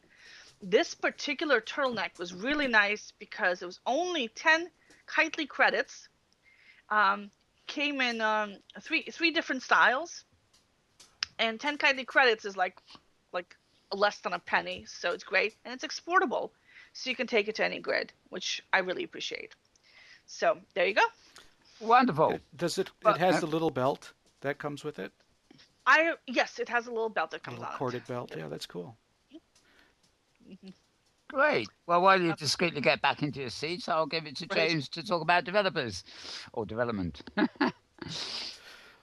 Yeah, it was a pretty low-key meeting last Tuesday. Again, this is the office hours for the OpenSim developers, and not many commits on the code this week. There were four new commits on Tuesday. By Tuesday, a little bit of talk about one grid operator had some surprises putting regions on Linux instead of Windows, and I thought that was interesting. That was the region servers in particular. So that was a surprise because I think of everything working on Linux and maybe on Windows, but in terms of servers. And then we did talk a little bit about the OSCC the OpenSim Community Conference and proposals. There was good discussion about that. And then I think everyone was very busy. Actually the meeting ended early, and so I think we're looking at probably some more things next week. But kind of a quiet week with the developers. Okay, very good. Well, they need to take a rest now and again, don't they, like everybody else? So true. Okay. Right. Well, I think since you've only just rejoined us, guess you don't have any comments on what we've been talking about so far, Kevin. So I guess we'll just move straight into all the new technology stuff. I know you often have thoughts on this. I'm just going to go through some selected headlines from my feed at Twitter, which is twitter.com/Malbones, or one word, MALBUNS, and then I'll hand back to Maria from the news that's been popping up in Hypergrid Business this week. So hopefully, because we're getting on in time, we'll get through this fairly quickly. VR focus. I'm trying to use my mouse on my iPad. That's not very helpful, is it? Right. VRfocus.com had an article earlier. VR and the mind: empathy. Could VR make us care more? A lot of posts, well, not a lot, but it seems to be every week or so, there seems to be another post about virtuality and the empathy machine kind of thing. So quite interesting there. Right, flipping forward. The Independent, which is a very big national newspaper over here in the UK, independent.co.uk, had an article today on how you're going to be convinced that virtual reality is the future. Typical sort of mainstream newspaper approach, but awkward PR for the old system. And uploadvr.com again earlier today had a post. The high-end VR room of the future looks like this. And I actually thought this was a sort of painting when I actually saw it, but it's not. It's a montage screen graphic, I think. Basically they're looking at the way your room may look in the future with VR. Included. NotsTV.com, NOTTSTV.com. I don't think it's a TV channel. It's something from Nottingham in the UK here. They're having a cave festival. Basically, sort of people getting to glimpse all this caves underneath the city and the surrounds and stuff. But some of it you can't go into because it's a bit dangerous, I guess. So you'll be able to go into it in virtual reality instead. They've photographed all the insides of the dangerous bits so you can go in and not have them fall on your head, kind of thing. Interesting way of getting around accidents. And a site called gamespew.com. That's games and then PEW, all one word, gamespew.com. Had an interesting review of something that called Harmonix Music. Making it sort of fairly. I think this is a PlayStation a VR release, but it's they describe it as not a game, and not an actual music program. The whole idea seems to be it's a world you can go around and explore while listening to music. It allows you to choose the tracks you're playing, or it gives you some of their own, and it's like it's an exploratory accompaniment to music. Which reminds me of sort of, keeping the radio on in the background and wandering around in the metaverse somewhere just for the sake of wandering.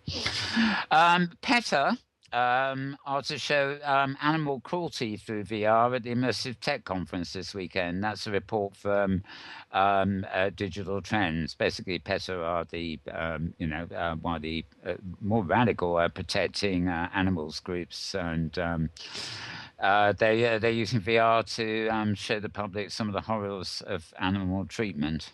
In other words, an animal's eye view of torture, basically. I suspect. Sad stuff, really. There is a new post. I think it was out last night, but I only got it this morning. VR review, VR news. You'll find it. Let me see.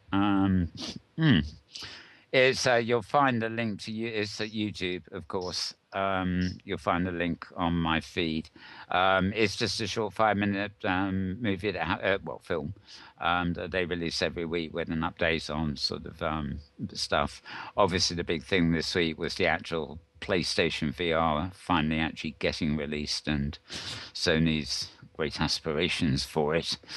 Right. I've just seen a tweet for last week's show, but it comes from Selby. So that was a bit. Okay. Visualize is helping Médecins Sans Frontières to highlight the plight of refugees using virtuality. There's an article on that at ZDNet. That's capital ZDN and then a small case ET. Second Life Machines-Driven Physics by Veyot. That's another movie. You'll have to click through on my link for that. So let's move on there. Thursday November also had another post at pingsfromtheafterlife.com this week, talking about chat. She basically gives you a link to Inworld, where they're trying to bring online a hypergrid-wide chat system. And apparently, as part of Safari that will happen on Wednesday, which meets at noon Pacific time on Franco Grid, HG Safari is the region. Apparently, the idea is if you go on a tour and you'll get lost, then you'll be able to use this system to call up a TP for wherever the rest of the crowd have got to, kind of thing. So that's going to be tested out at Safari. Time magazine has the ultimate virtual reality buyer's guide. Which includes all the headsets they've found, at least. A technical article at medium.com, designing for mixed reality on the HoloLens. I think they mean the HoloLens, actually, but this title says the HoloLens. I hope that's not a new gadget I've missed. And surprising Microsoft didn't do that. Yeah. Since they own Halo, too. Oh, yeah, good point. Right. Good point, yeah. Also quite interesting, this tweet comes from a site called Teen Vogue. Teen as in teenager and Vogue as in Vogue. Two separate words. In fact, I don't think that's the website. I think you'll have to look up Teen Vogue to find the website. But they've done a review of a virtual reality case called the Figment, which is specifically designed for iPhones. As opposed to anything else in particular. So it looks quite nice. It's not really a headset kind of case. It's one of those fold away things where you just it's an open-sided folding viewer. It's super overpriced. There's like around more than a dozen other competitors on the market that are nicer and way cheaper. It's just a piece of folding plastic. Yeah, I was just going to say for $50. It doesn't seem to be the most economical thing for what it is. Yeah, exactly. Very good, very good. City Lab article. This says, actually, I think this is a same article. Doctors Without Borders is Medicine Without Frontiers as well. So it's a new exhibition. What it feels like to be forced from your homes, the refugee thing again. Okay, you might expect this. A site called Polygon. Could PlayStation VR be what virtual reality was waiting for? We'll see. There are mixed reviews of PlayStation VR, to be honest, although most of them are pretty positive. And being as it's something that comes in at about $400, it's really a mid-range between the high end and the cardboard Daydream style things. Apparently it's just coming out with endlessly loaded. The releases for PlayStation VR seem to already be scheduled well into 2019. So Sony are certainly putting their weight behind it, and most of the responses are fairly good. Medium.com has an article called "Interacting with Ghost Dimensions," and we don't have time to go into summaries. Interesting, I'll read there, bears on virtuality. Mars astronauts could be using VR to remind them of home if they ever get there. That's a report at Engadget. VR's... Oh, no, that one's from a Maria one, so I can leave that. Develop-online.net. That's develop-online.net. Have an article, The Develop Guide to Designing for Virtual Reality. So if you're creative hands-on and stuff, that may be something of interest to you. And RoadToVR.com had a first look at the new Valve controller prototype. These are the controller kind of things you hold in your hands. They look different, I'll say that. Whether I'd want to wander around wearing them is another matter. Virtual reality for the masses. The founder of Atari, you may remember Atari, has launched the Modal, MODAL VR platform. And I better find out where that's pointing to. Yeah, this is at a site called Digital Trends. And there's a video that accompanies it. But it's yet another prototype VR platform, distancing itself, it says, from Oculus Rift HD5 and other headsets, blah, blah, blah. So everybody's in on the app there. Virtual reality, real money. Alibaba are to enable VR shoppers to pay by nodding. Yes, apparently you can go into a shop, put your helmet on, and nod. Yes, I want that. Actually, we are talking about an online shop as opposed to a real shop. But basically, they want the nodding movement in the VR headset to basically take the money out of your wallet and pay for goods. And if you're a bit dyslexic or something and has a habit of nodding by accident, woe betide you. It's a bit like people at auctions who actually scratch their ear and the auctioneer thinks they put their hand up with a bead. Who knows? But anyway, nod to shop. That's Alibaba's idea. TechCrunch also has a piece on Modal VR from the Atari creators. Evolving books into virtual reality experience. This is quite interesting. This is it's a personal website for a VR reporter. Alice Bonasio, her name is ALICEBONASIO.com. You can find it on the pass-through on my feed if you didn't get all that. Predictions from Haptic AL. Consumers will spend 11 billion on virtuality over the next few years, which makes it rather vague, really, doesn't it? Interesting article on VR here from somebody called Martin Schubert, who's a developer designer at Leap Motion. In fact, it's at blog.leapmotion.com. It's what makes a spoon a spoon? And the subtitle of the article is Form and Function in VR Design. So that's another one for those of you designing VR interfaces or VR worlds and the design side of things. NASA claims that virtuality will be a inverted commas here, standard tool within 10 years. That article's at a site called Inverse.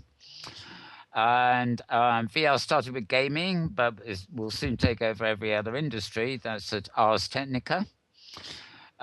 Use of virtuality reaches tipping point. Now, this is where we look at things from the opposite side of things. This is at a site called Search Engine Watch, all one word, .com. And they've got charts and all this sort of stuff, and they reckon it's reaching tipping point. So there you go. Yeah, we're all fans of statistics and charts here, aren't we, Maria? Right. Somebody called Nolan Bushnell says his new virtual reality startup has the keys to the holodeck, and it's portable. Well, I count 4 pieces of portable kit. Whether that counts as actually portable, I don't know.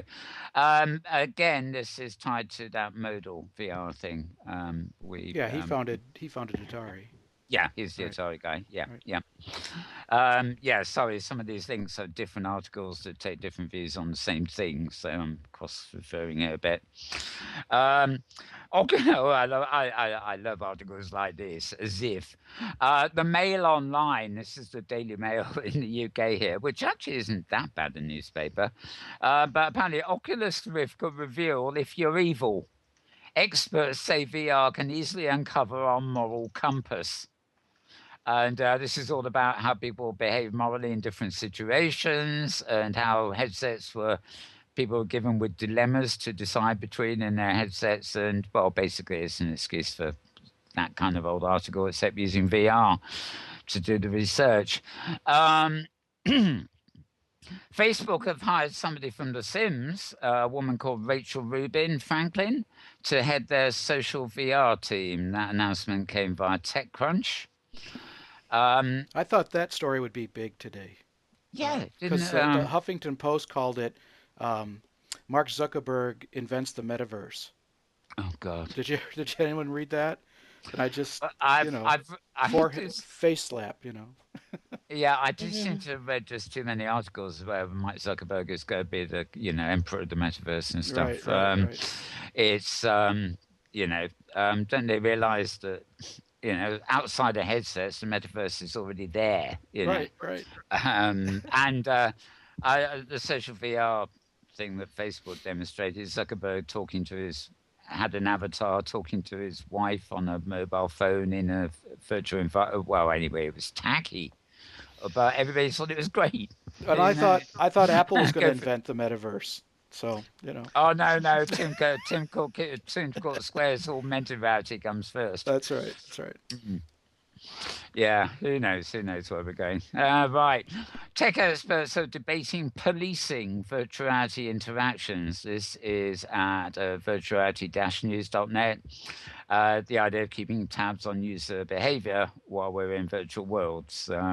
Do we really want the virtual reality to be policed the same way as the real reality? I don't know. But experts will tend to talk about anything they can think about, really, and pronounce themselves experts. So there are experts talking about this. Right, a new VR lab enhances medical training at Stanbridge College. This is a report at Campus Technology, all one word, .com. Stanbridge College is in California. Little more do I know about it. The whole VR porn industry is talking about patent lawsuits. I love the fact that the site this come from is a technology site called Vice. But it's interesting that a site called Vice should have so much on VR porn, isn't it? But yes, apparently VR porn is not going very far because they're all going to war over their patents for the moment. And you're getting to the end here. Filmmakers bring underrepresented voices to VR. This was at the Huffington Post. Escaping the Trough of Disillusionment for Virtual and Augmented Reality, an article at TechCrunch. And a good old magazine here, Sports Illustrated, have moved into VR with the first person documentary Capturing Everest. Reports about this at Digital Trends, and no, this is not the same as the other Everest VR app that is around somewhere. cardboard thing, I think. Virtual Reality Strategy Conference 2016 to bring VR insights to industry executives. This is a report at roadtovr.com. It's a new annual conference, obviously, getting in on VR insights. And it's promoted by a company called Greenlight Insights, but very much for the industry executives, really, moving into VR. As plenty HG Vision Z, Visions with a Z, WordPress.com. I mentioned them earlier. Quite a lot of little articles being published there from the Inworld magazine. In retrospect, quite a lot of them indeed. One whole page of them, in fact. Right, and I said, oh yes, week in VR review. This is not the video. This is a weekly post at VRScout.com. It actually comes out usually on Mondays. So the summary I've got here is 6 days old, which I think more or less should be about to bring us to. Inventing the Future, Discovery Part 1, the issue. This is for a post at wetmachine.com, believe it or not. WET machine, or one word.com. And it's principally about high fidelity. And the current state of medicine VR with Skip Rizzo. That's at medium.com. Virtual reality helps treat phantom pain by letting missing injured limbs move again. More medical stuff there from japantimes.co.jp. And Oculus to support WebVR. This is WebVR, of course, is Tony Parisi's big thing. Through a VR browser that at the moment is being codenamed Carmel. A bit more about that at roadtovr.com. And new controllers, blah, blah, blah. One final thing, virtualitytimes.com has a post, apps for art in virtuality. This is quite literally a listing for apps that you can download to create artwork inside virtuality, so to speak. And that's it as far as I can see for anything really relevant on the feed there. So I guess we'll move. Any thoughts, any of that, Maria, Kevin, James? Handful there, really. Maria laughs. Silently. Okay, well, you can give us sniggering, Maria, because I'm going to hand back to you for the final leg of news from Hypergood Business. Yeah. Okay, so I guess the big thing is that PlayStation VRs has been hitting people's hands, and some people are getting really, really sick. Some people are having zero sickness at all. So I guess it depends on what kind of person you are. Yeah. A lot of people are in the middle and have some problems with some of the games. That there's a driving game that a lot of people have been saying that they have problems with. Not everybody, but more so than other people. So that's going to be really interesting. There's a lot of predictions for it. Apparently, it's sold out everywhere already. Yeah. It's just around $400, and so it's like half the price of everything else. And you already have a lot of people already have the PlayStation VRs. So, and it has some really nice, unique content. I do not believe that the PlayStation VR is a real competitor to the Google Cardboard Daydream platform. Just like the PlayStation is not a competitor to the PC. You use them. I mean, there's some overlap in uses, but they're very different devices. You keep the PlayStation in your living room, you play stuff. The PC is for work and school and research and stuff like that. Very different uses. And again, and for the mobile phone, again, different uses. Casual games instead of like big games, and so on. So I think the same thing's going to happen with virtual reality, with the phone being used for most of the casual uses, casual games, videos, that kind of thing, and the PlayStation for the big games, for the big budget games, which is okay. I do not know what's going to be happening with the desktop-based things other than in arcades, because the Oculus just released their touch controller, and when you add in the costs of the touch controllers and the cameras with the headset, it actually becomes more expensive than the HTC Vive, which bundles all those things in. So I'm curious as to what they're going to do. I understand they're trying to leverage the Facebook platform and use it to get into virtual reality, just like kind of like Microsoft was trying to leverage the Office and Windows install base to get into the mobile space. It worked out really well for Microsoft. I don't know how well that's going to work out for Facebook, because it is so expensive. They're not known as a game company. Facebook, I mean, they're trying to sell these expensive high-end games, but they're not Sony. They don't have an Xbox or PlayStation user base. Yeah, it's not only they're not a games company, but they are what I would call down market service. They are going for the lowest common denominator when it comes to users. They want everybody. So a lot of Facebook users will consider this stuff to be wholly outside their financial bracket, because I suspect a lot of Facebook users are, in the lower income, or across all income sectors, but particularly, there'll be people on Facebook, who couldn't even dream of affording this kit. I'm sure. I think you have an interesting point there, especially when you consider how people use Facebook. Facebook is used on mobile devices. Yeah. It's very with Facebook Messenger, checking your feed. Tablets and phones are perfect for Facebook. It's got really massive growth there. It's overkill to do a desktop-based application, VR application, especially when you need a brand new computer.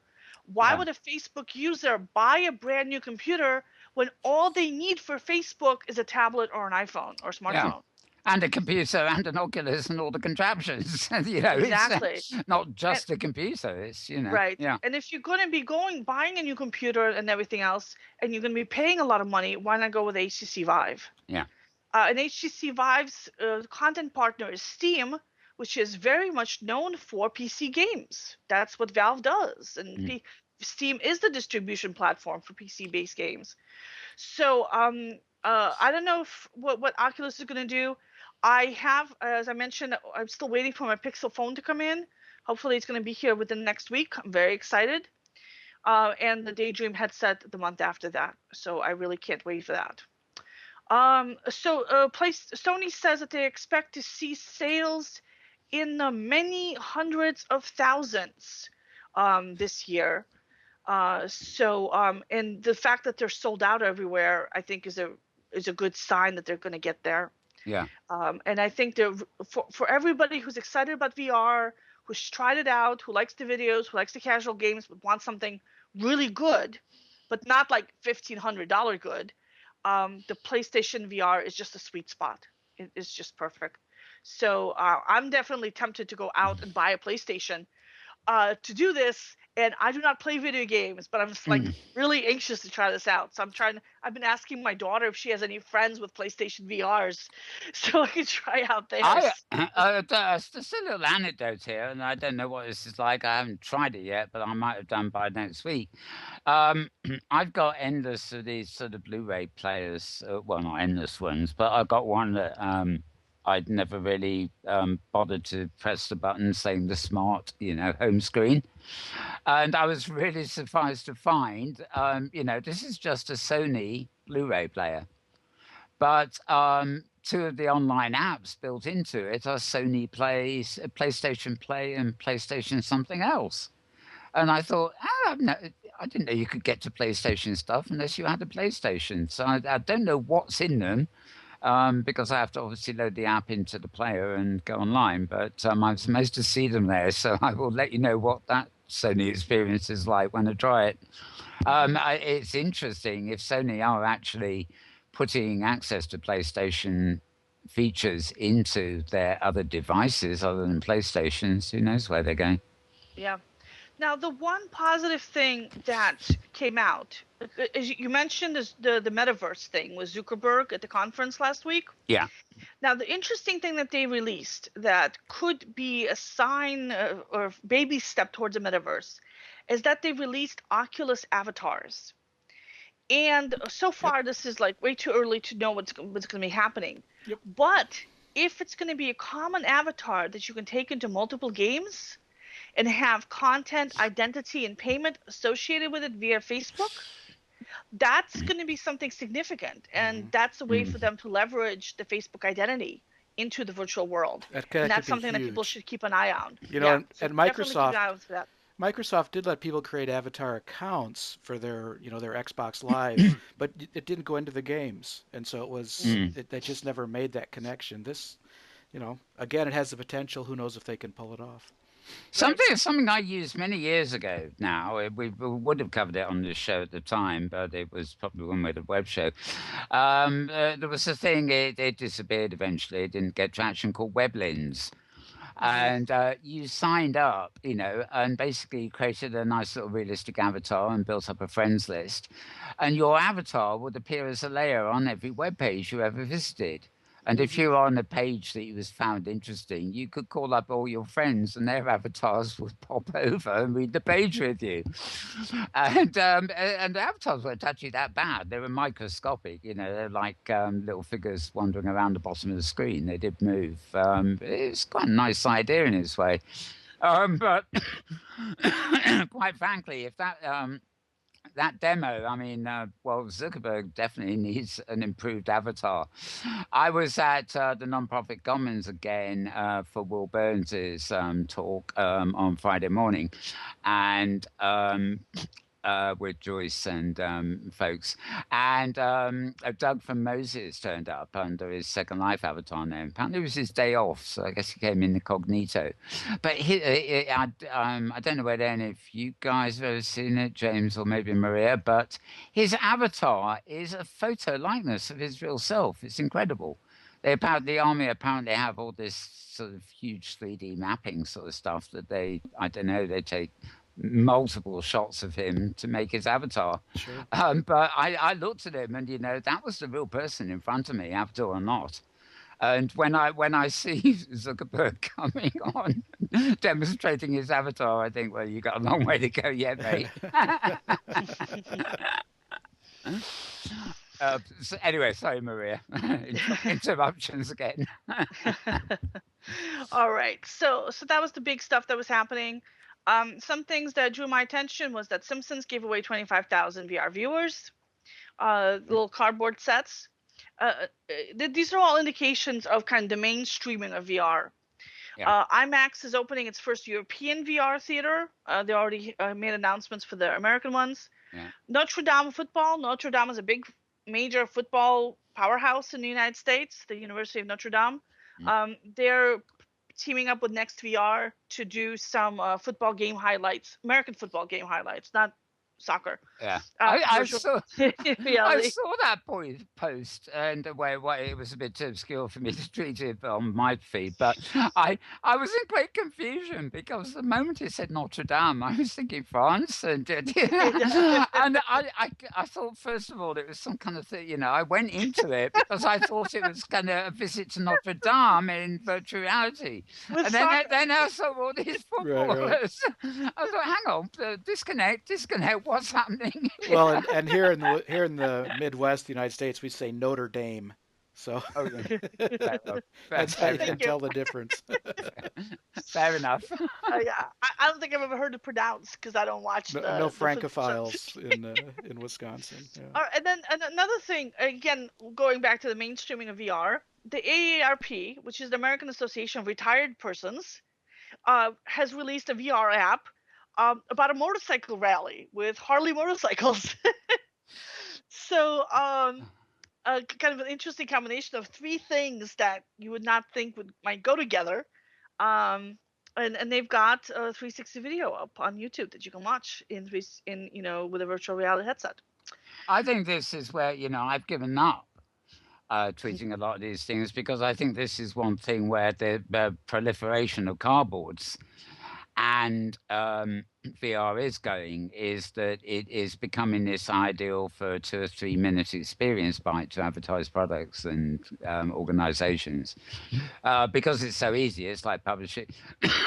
Sorry, you pay your money to make it, but it's like publishing a YouTube video. You know, it just goes up there. It's in VR. You strap on your cardboard headset if you're so inclined, and you know, people just dive into the thing for 2 or 3 minutes, and they probably take in the ad much more compellingly than just you know, some video ad or something.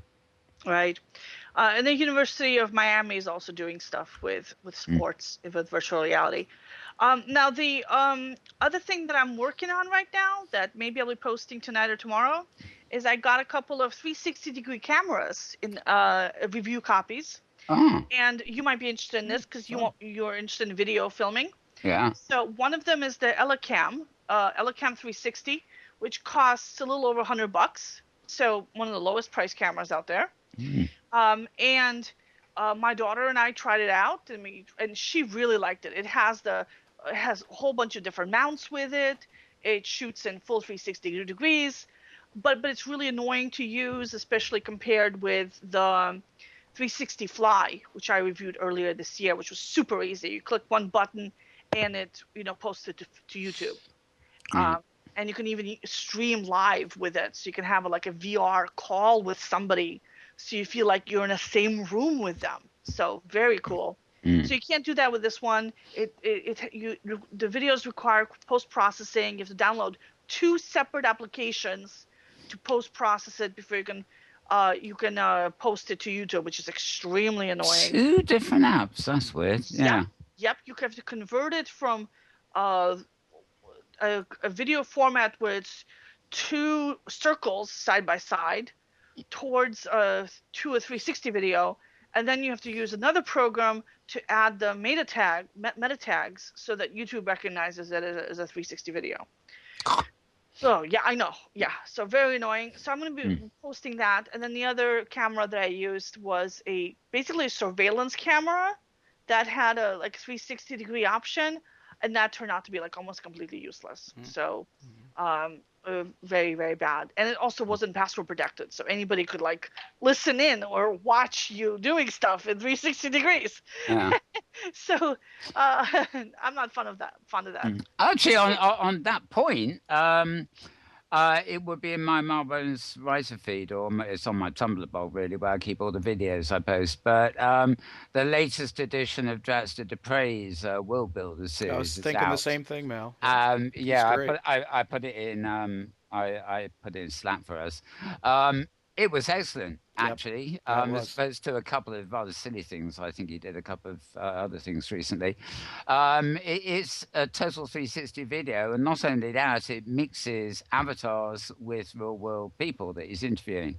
And it's a wonderful production job. I mean, I actually commented on it and said, "Well, this is fun." Although, I don't know which way to look. And of course, Dratster immediately said, "Well, you don't need to. Just watch it 32 times." The cheeky sod, I'm not going to watch his program for 5 minutes 30 times, am I? But he did have a point, of course. But the only snag is that it suffers.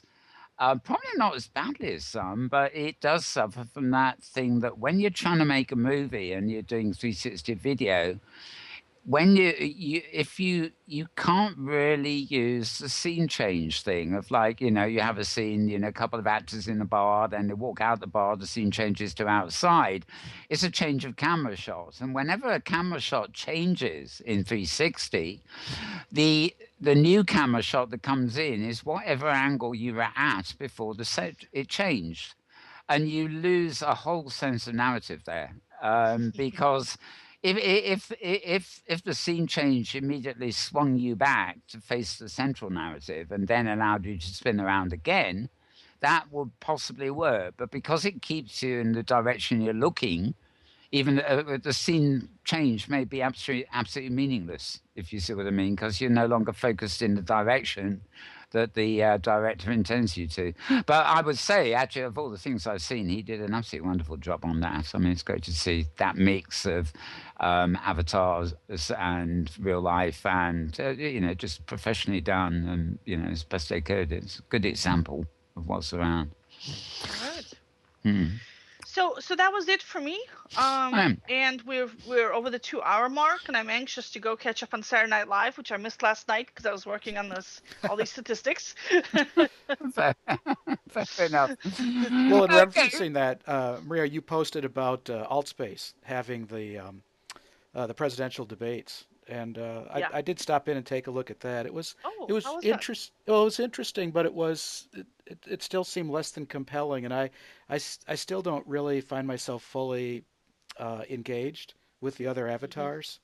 And were you there with a Gear VR or on the website? Just on the website. Yeah, I don't have a 3D headset yet, but that supports that. It's kind of really creepily immersive with the headset. Yeah. It's bloody creepy on 2D screen, if you ask me. But, and have you seen that Samsung just dropped the price of the Gear VR? Oh, I did from see $99 that. to $59. Yeah. I guess because all their phones are exploding. Exactly. To be honest, I have had such bad performance and breakdowns with everything I've ever bought off Samsung, and for that matter, another company called LG over here. I avoid them like the plague. And I read today that they're dismantling. Apart from the fact that the replacement phones are also exploding. So they've now recalled them all. Apparently, they're taking the recall versions, they're dismantling the screen technology and stripping it into another line of phones on the basis that the screens are okay, but it's something else that is exploding. I don't sense to know quite why they're exploding. It's terribly unfortunate. Yeah. And it was. Unfortunate is not the word. I mean, they do fridges and smart TVs and all sorts of stuff, none of which seem to work properly for any period of time. In my opinion, I better say that. Yeah, we have washer and dryer that's been working great for years. So from Samsung.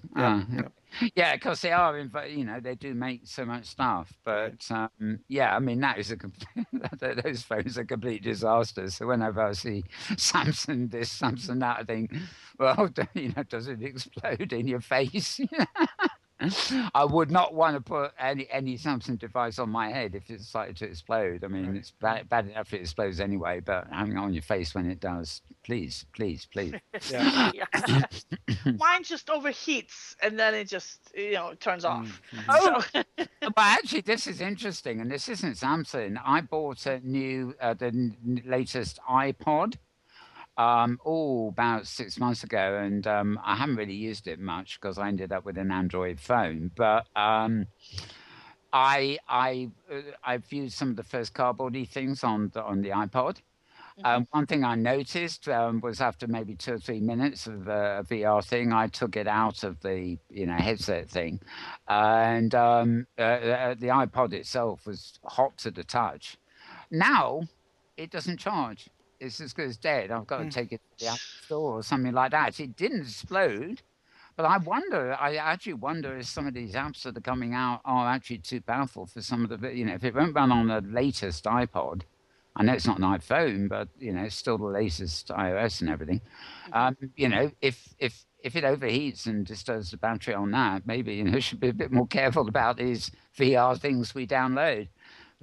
Too heavy on the processor for our humble phones and pods. Yeah, I'm looking forward to seeing how the Pixel handles it. Yep. So yeah.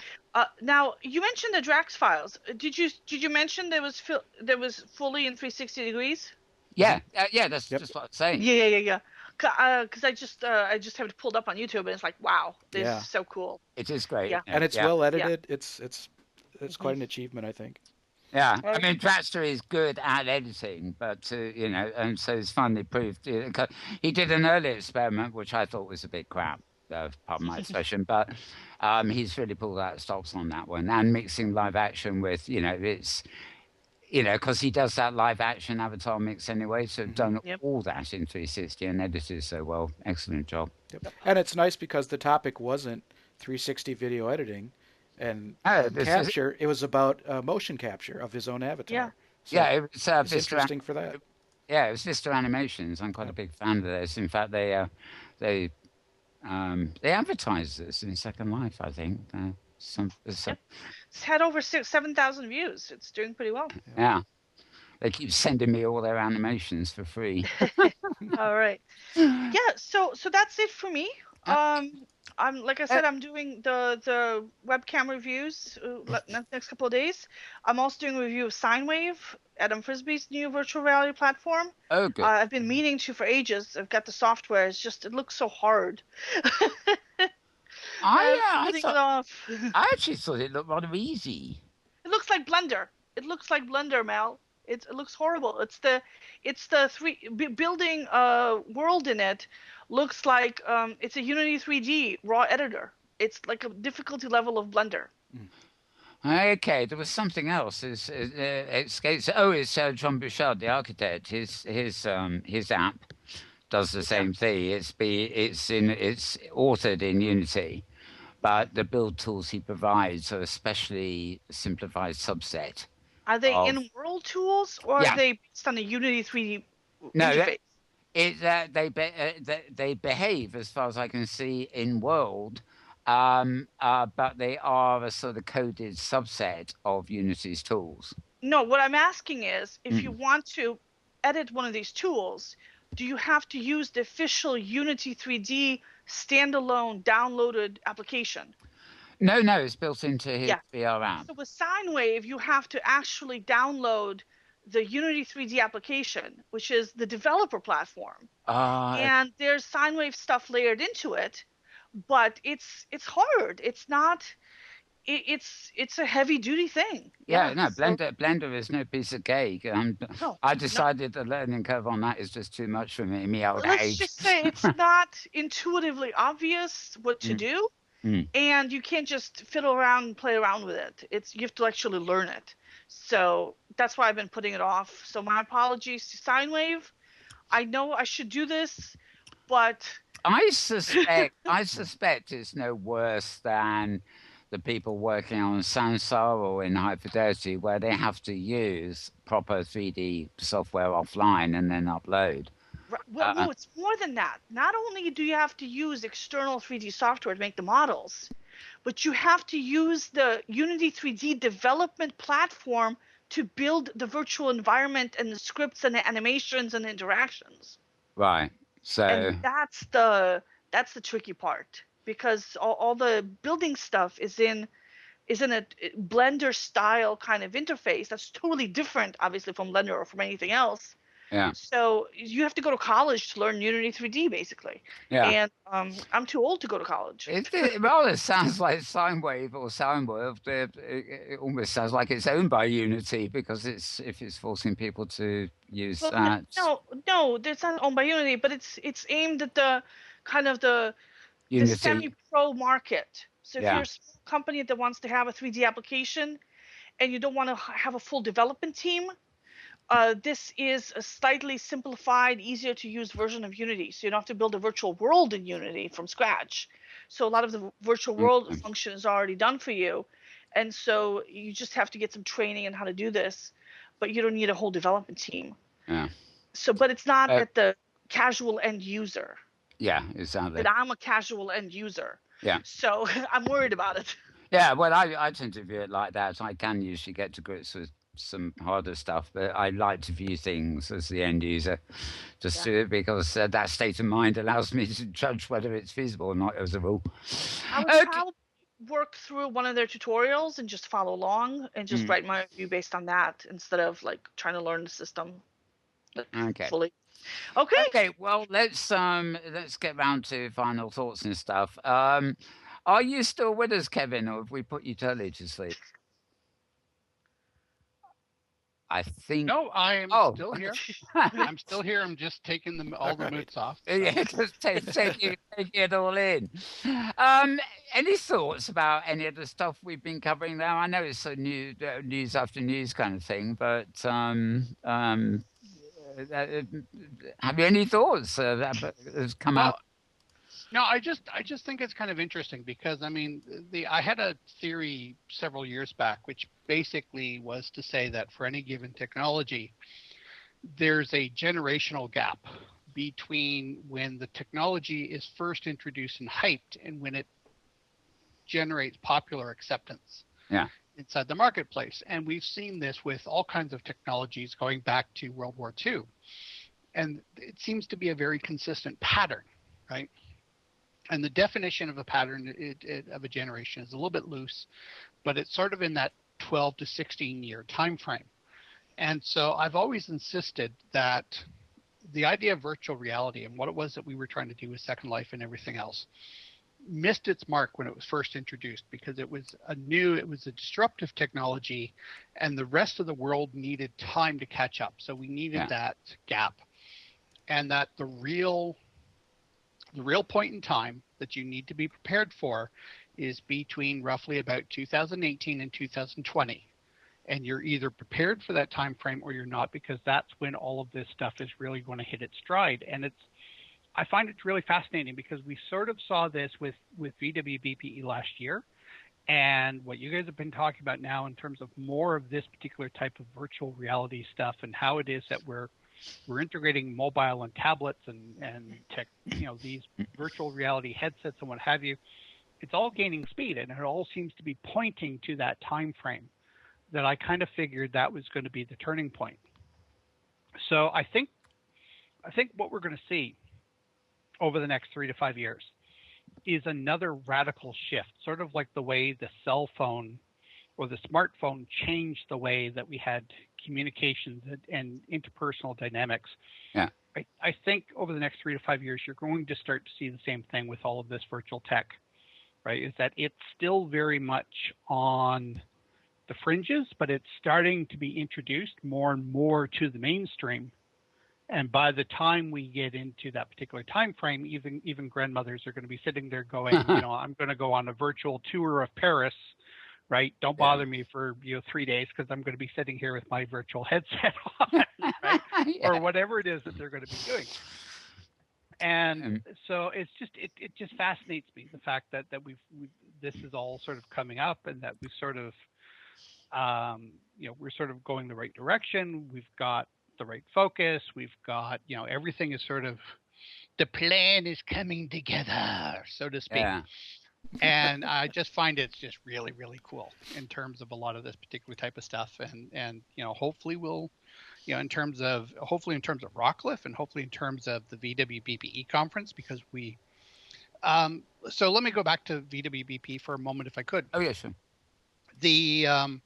One of the things that we're talking about is further integration of these particular types of technologies, right? In terms of how they potentially are making their way into the classroom, how they're going to influence the idea of curriculum development. And I think as the cost starts to come down and the acceptance starts to go up, we're going to start to see more and more of this as we go along. So one of our big theme for this year is legacy, insofar as looking back over the past 10 years and seeing where it is that we've come from. But as preparatory work for looking at the next 10 years and figuring out where it is that we're going to, right? So there's really going to, over the next 2 years with our conference, we're really trying to focus on this transformational component in terms of technology and the classroom, right? And so, it's really kind of neat that more and more of this stuff is coming out. We're going to be having a lot of discussions this year on these very subjects, which is going to be absolutely amazing. I'm really looking forward to that. And then what I'm really hoping we're going to be able to do is that the following year, we're really going to start integrating more of that technology focus into the core program going forward. Yeah. So there's a lot of things that I think are coming up that are just exciting, that we should be looking forward to, that lots of opportunity for discussion, and hopefully it will really position the people that are a part of this conference to really be prepared for what the next 5 to 10 years are going to bring. So, and if we do that, then we've done our job. Yeah, That's great. I mean, I've actually in the run up to OSCC, but even before that on this program, I often say, that until I can just put, because we have to have something in this, tech line, it's to do with vision, right? So once we move away from the screen, it's got to be something as easy as putting on a pair of glasses. And I don't know whether you need to stick a phone or something into those glasses. I would rather that the glasses attached to and are run by my phone. In other words, I just buy a surround viewing device with whatever extra sensors may need to be put into it, but lightweight like a pair of glasses. Mm-hmm. And interesting that you say, a generation on from when Second Life first started, and you say what 2 or 3 years on that. Whereas, well, actually, I think even the Zuckerberg is going on about 10 years out. But where he is in 10 years is another matter. It's going to be that kind of ease of use thing. But one of the most compelling things that I've been saying lately is, I know Linda Labs have abandoned any idea of making their world compatible with Oculuses and things. There's, but looking at OpenSim and the hypergrid, pretty much the same thing, all this tech is coming along, but there is no compelling what I would call virtual world content. There's VR surround experiences, but 360, sorry, experiences. But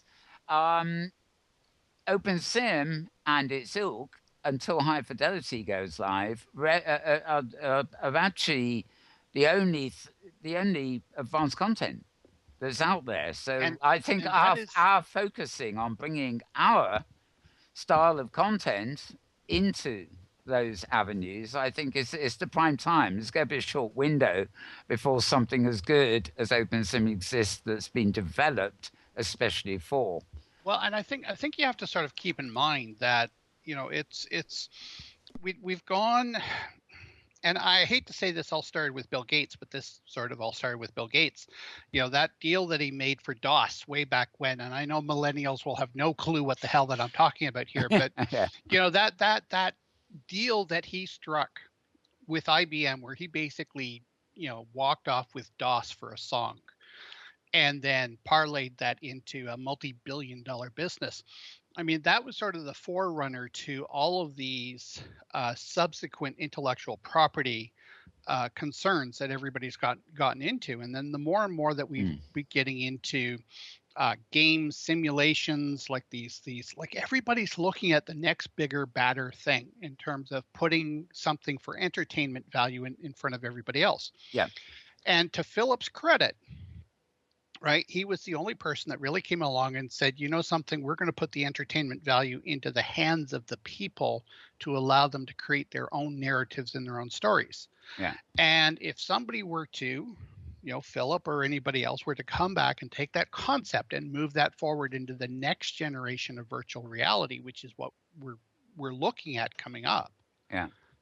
Right. I think that would be massively powerful, right? The idea that we could go in, whether it's a headset or whatever else, but I mean, you could go in and we could work with an environment of a second life type. I'm not saying Second Life itself, but of that particular ilk, where you could go in and you could build your own virtual world. Right, that you could do it with a couple of days of effort to understand the systems and the controls to allow you to do that.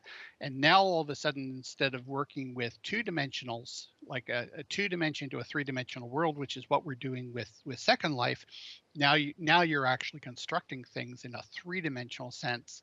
And if we get all the right tools in there, oh my God, that would just be flipping amazing.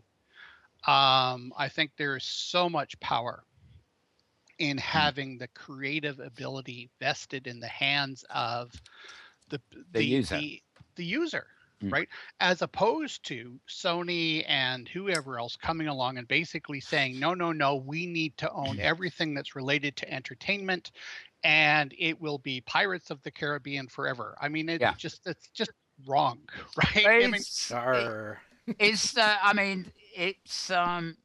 it's not quite as simple as this, but to me, it is the real difference between actual participation and somebody to consume.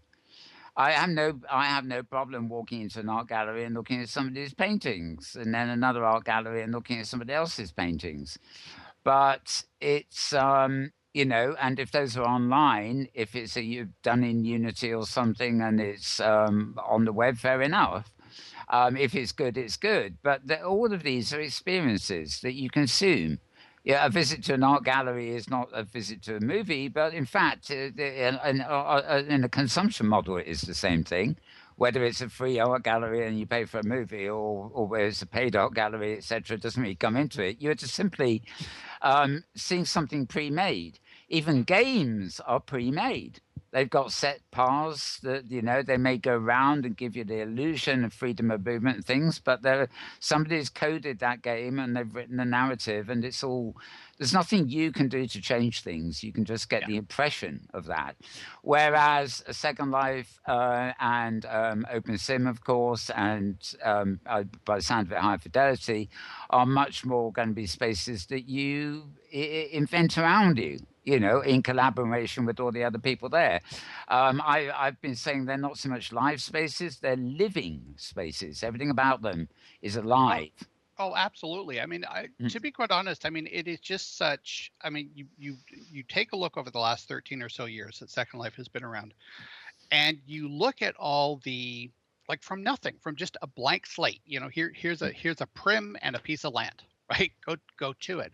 And you look at the things that everybody has built. You look at what we've done with Rockcliffe. You look at what's happened with this Second Life Communities Conference that then expanded into the Open Communities Conference, right? I mean, here it is that you've got hundreds of people that are coming together, and in some cases, thousands of people which are coming together for something that has, otherwise they would have never had a connection in order to reach out and to have those dialogues and to exchange information and to build friendships and everything else. And I hate to say it, but I mean, it doesn't matter whether you're talking about education or you're talking about porn. I mean, there are adult there's adult sims that are out there. There's educational things that are out there. There's music things that are out there. There are Relay for Life things that are out there. I mean, it allows people to connect. And it allows them to connect on the things that matter to them, right? And to be shoved in, to have these virtual worlds shoved down our throats, where we're basically being told this is how you should think. Well, that just sort of takes all of the creativity out of the individual, right? Yeah. There's no opportunity to really be. To think critically about something when you don't control the content. There's no opportunity to be creative about creating content when you don't control the content. It's you can work inside the boundaries of the storyline, but you can never go beyond it, right? And that to me, I think, is a dangerous place to be taking people. Yeah, right? I mean, it's fine within a limited context. It's fine for big budget entertainment value type things. But I think the real power of this environment is to put the power back in the hands of the users, and that we're going away from that, which I find is disillusioning. And I'm hoping that a couple of people that have the pockets to actually control some of this stuff will actually bring it back to that particular idea, because I feel. To move forward, to do the types of things that are really going to benefit us as a society. Yeah. Right. And I'm not just talking with inside the U.S. or Canada or what have you. I'm talking on a global basis, right? That we really need to have that power available to us. You've got it exactly right. Really, it's about electronic empowerment. For want of a better word. I mean, you walk out of your house or wherever you are in the real world, and, the environment may not be perfect for what you want to do, but you find things to do and you create and do stuff within that context. The electronic environment, the virtual environment, is actually a wider world, because your geographic limits are no longer there. And you can meet with people anywhere in the world in real time. I mean, even if they're in different time zones, stuff like that. It's a total empowerment thing. And I mean, you can meet people from different languages, different cultures, different races. I mean, and the neat thing about this particular environment is that it's a leveler. Yeah. To a certain extent. I mean, if you didn't know who I was, I could basically sit here and tell you that I was a black Muslim from wherever, right? I mean, you have no idea who it is who's behind the avatar, right? Yeah. All you see is the avatar, right? And the fact that I happen to be a Caucasian from Canada, right, has no bearing on the relationship unless I choose to share that. And we've seen this with especially people over at Virtual Abilities, is that when you have that opportunity that you can separate the image of the person and the wheelchair or the dialysis machine, or whether they're blind or whatever else, when you have that separation, you can actually have a more constructive relationship with those particular individuals. Right. I often, on the basis of what it is that they can do, rather than the way that they are perceived because of how they look, right? I often think we're in a golden age of sorts at the moment. In a lot of our empowerment comes from the missing pieces. Obviously, what you're citing, when we have camera tracking and our avatars look like holograms of our real selves, then some of that, the boon we have out of the virtual reality thing you mentioned, may ultimately be lost. But so it's almost like we're in a golden age because we're taking advantage of the things that aren't quite there yet.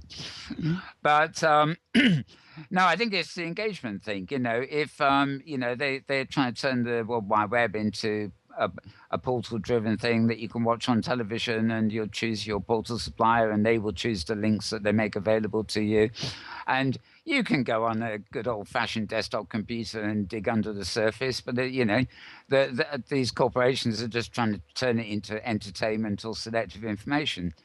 And what this is all about is you're not watching a screen. You're going right into that space and engaging with people, and the world's your oyster, even more so than the real world. I'm not saying we shouldn't take care of the real world, but I mean, if I want to go to Australia, it's a day's journey and money in real life. But virtually, hopefully, I could just teleport over to a virtual recreation of Sydney or something as easily. And one day it will be built virtually in a almost mirror of the real world. Something I mentioned that on Friday I was seeing Will Burns. He's an old friend of the show, actually, from my Second Life days. Talk on the future of the metaverse, and he uses a very science fiction-y space metaphor to describe what the interoperability that's needed. And he starts with what level 2 is what it might call Metaworld, not Metaworld me. I mean Metaworlds, right? And he moves up into what he calls meta galaxies, and then moves up into the metaverse, meta universe. He's also very fond of the idea of virtual worlds being described as like planets rather than flat Earths. And he's got good reasoning for that, which I'm not going to go into. We're not here for that. But underneath it all, level 1 is simply metadata. And his architecture allows for basically all sorts of virtual worlds to coexist and interoperate because they all subscribe to a common set of standards in the metadata level. And I asked him, if there's unlimited money available and the experts to do it, could, for example, OpenSim be built on top of a metadata level or rest on top of a metadata level, and high fidelity rest on the metadata level, and communicate between them by going under into the metadata and up into the given world. It sounds a bit odd. It's like diving into metadata to do a hypergrid jump onto a totally different platform. And he said, yeah, that is possible. Whether it happened or not is down to providers and things. It's the, an infrastructure like that. It's a bit like the web architecture, HTTP is, it would be possible to put the worlds we have now on a level above the base level of metadata that can connect them. It's a double-edged sword, though, because I mean, and we've sort of been seeing this with the internet itself, right? I mean, interoperability and standardization allows you to do an incredible amount of things. It allows things to talk to other things, right? Yeah. It allows, the whole reason why everybody's on Microsoft Office and not, Come on, open Office, if you please. Open Office or whatever else is simply because of the amount of interoperability that they built into it. They understood that you need to be able spreadsheets need to be able to communicate with Word documents, need to communicate with presentations, right? And so on, right? As you go through, right? So if you start developing those particular types of standards and get everybody to agree to them, then there's all kinds of things that you can do in terms of innovation. Yeah. The downside, however, is that because we never get it right in the first place, right, is that once everything becomes so connected with a particular metadata framework, right, if the framework ever needs to change, right, it becomes near impossible to do that, because now you've got the changes that you need to make are going to do one of two things. They're either going to take forever in order to get everybody to agree to the changes, or they're going to become niche and disruptive. And that potentially is now going to have severe economic implications as you try to destroy the previous infrastructure and build the new one. And this is exactly part of the problem that we have with the internet right now. Yeah, I mean, I'm trying to remember who, but it might be DARPA or whoever is trying to build another, an internet 2.0 in terms of saying, it's the internet as we have it right now is only going to take us so far. We need to do some radical changes to it.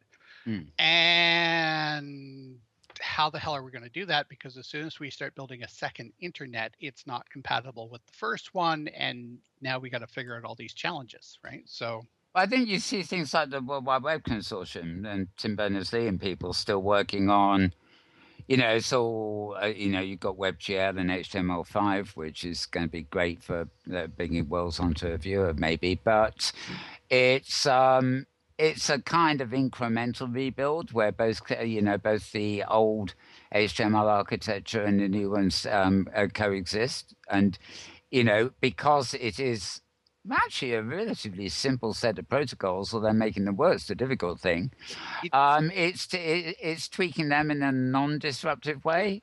Yeah, we've added HTML5 recently. We're currently moving to the WebGL web VR web kind of platform with the browsers, and after the browsers have all adopted it, the websites can upgrade. We moved to IPv6 from IPv4. Yeah. So given the fact that there's a certain number of browsers that everyone uses, and all the browsers have to do is add support for both standards, it's actually a pretty simple transition right now. It's not like there's a million different browsers that people use. And the browsers are open source, so people can easily adapt the technology into other frameworks. Yeah, I think we're very lucky, that Tim Berners-Lee handed the web protocols away for free for people to develop on top of, but also B,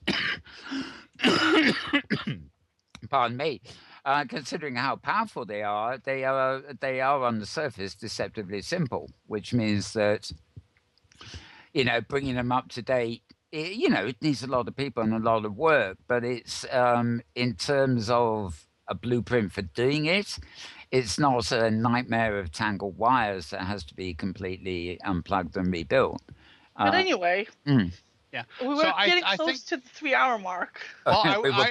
I was about to say I've been looking at the little pings in Skype, and I think I've just completely derailed us. I apologize, Mel. We can talk about this as part of another program, I guess. At this point, Indeed. I think Maria needs to move on, and actually, I Yeah. think you as well. I So, think we all do, yeah. No, I was just very anxious that when we got to the closing thoughts thing, we got a little bit more of your thoughts in there because I know you have some great thoughts about all this. And I'm going to I'm going to be chatting to you later about another thing as well, but that's aside from here. Okay, so any more closing thoughts? James, anything to add? No, don't say no. Well, I'd like to show my clothes today. No, I'm fine. I'm fine. Thanks so much. You hear the kind of model stands just there. Yeah, it is. It is. And But actually, it'll take two more minutes to jump on it if you really no, want. no, it's good. You know, the one thing for OpenSim is I'm still keeping an eye on what's happening with Selby Evans, and there was a message, the OSHG, and I'm not sure what that is, but you know, again, keeping an eye on all this stuff. It's pretty exciting. Right. Yes, he just dumped an object on me before the show, and it's media on a prim featuring last week's show. I wonder why. Okay, Maria, closing thoughts. None. None. None. Oh, good. If good. you have any questions, I was just email me at maria@hypergroupbusiness.com. Otherwise, I'm heading out of here. Right, I was just going to say, I was so glad when you said none, because if you'd started off, I'd have got my own back. Okay, and yeah, well, Kevin, you said it all. So, okay, folks, well, I'd like to thank everybody who's been here today without any further ado. Thank you to our guest, Feenan Cornwell, otherwise known as Kevin Feenan. Thank you, Kevin. Oh, muted. Right. I'll take that as a thank you, or has he run already? Oh, there he is. I got a mouthful of peanuts. Sorry. Yeah, thank you very much. It's dinner that's how time. you're I'm sustaining sorry. yourself for 3 hours. Right. I haven't It's eaten dinner today time. yet. True. Okay, and thank you for multi-camera work and all developer news from James Out Loud. Thank you, James. Oh, absolutely, Mel. I enjoy it, and I learn something every week. And thank you, of course, to Maria Kovalov from Hypergroup Business, my regular co-presenter. Thank you, Maria. Always a pleasure to be here. And I'll just do the usual and wish you all a very good morning, a very good afternoon, or a very good evening, and indeed a good tomorrow, depending on wherever and whenever you are. Because here we're all in the same place and time, if you see what I mean. We're out of here now. We'll see you soon. Bye.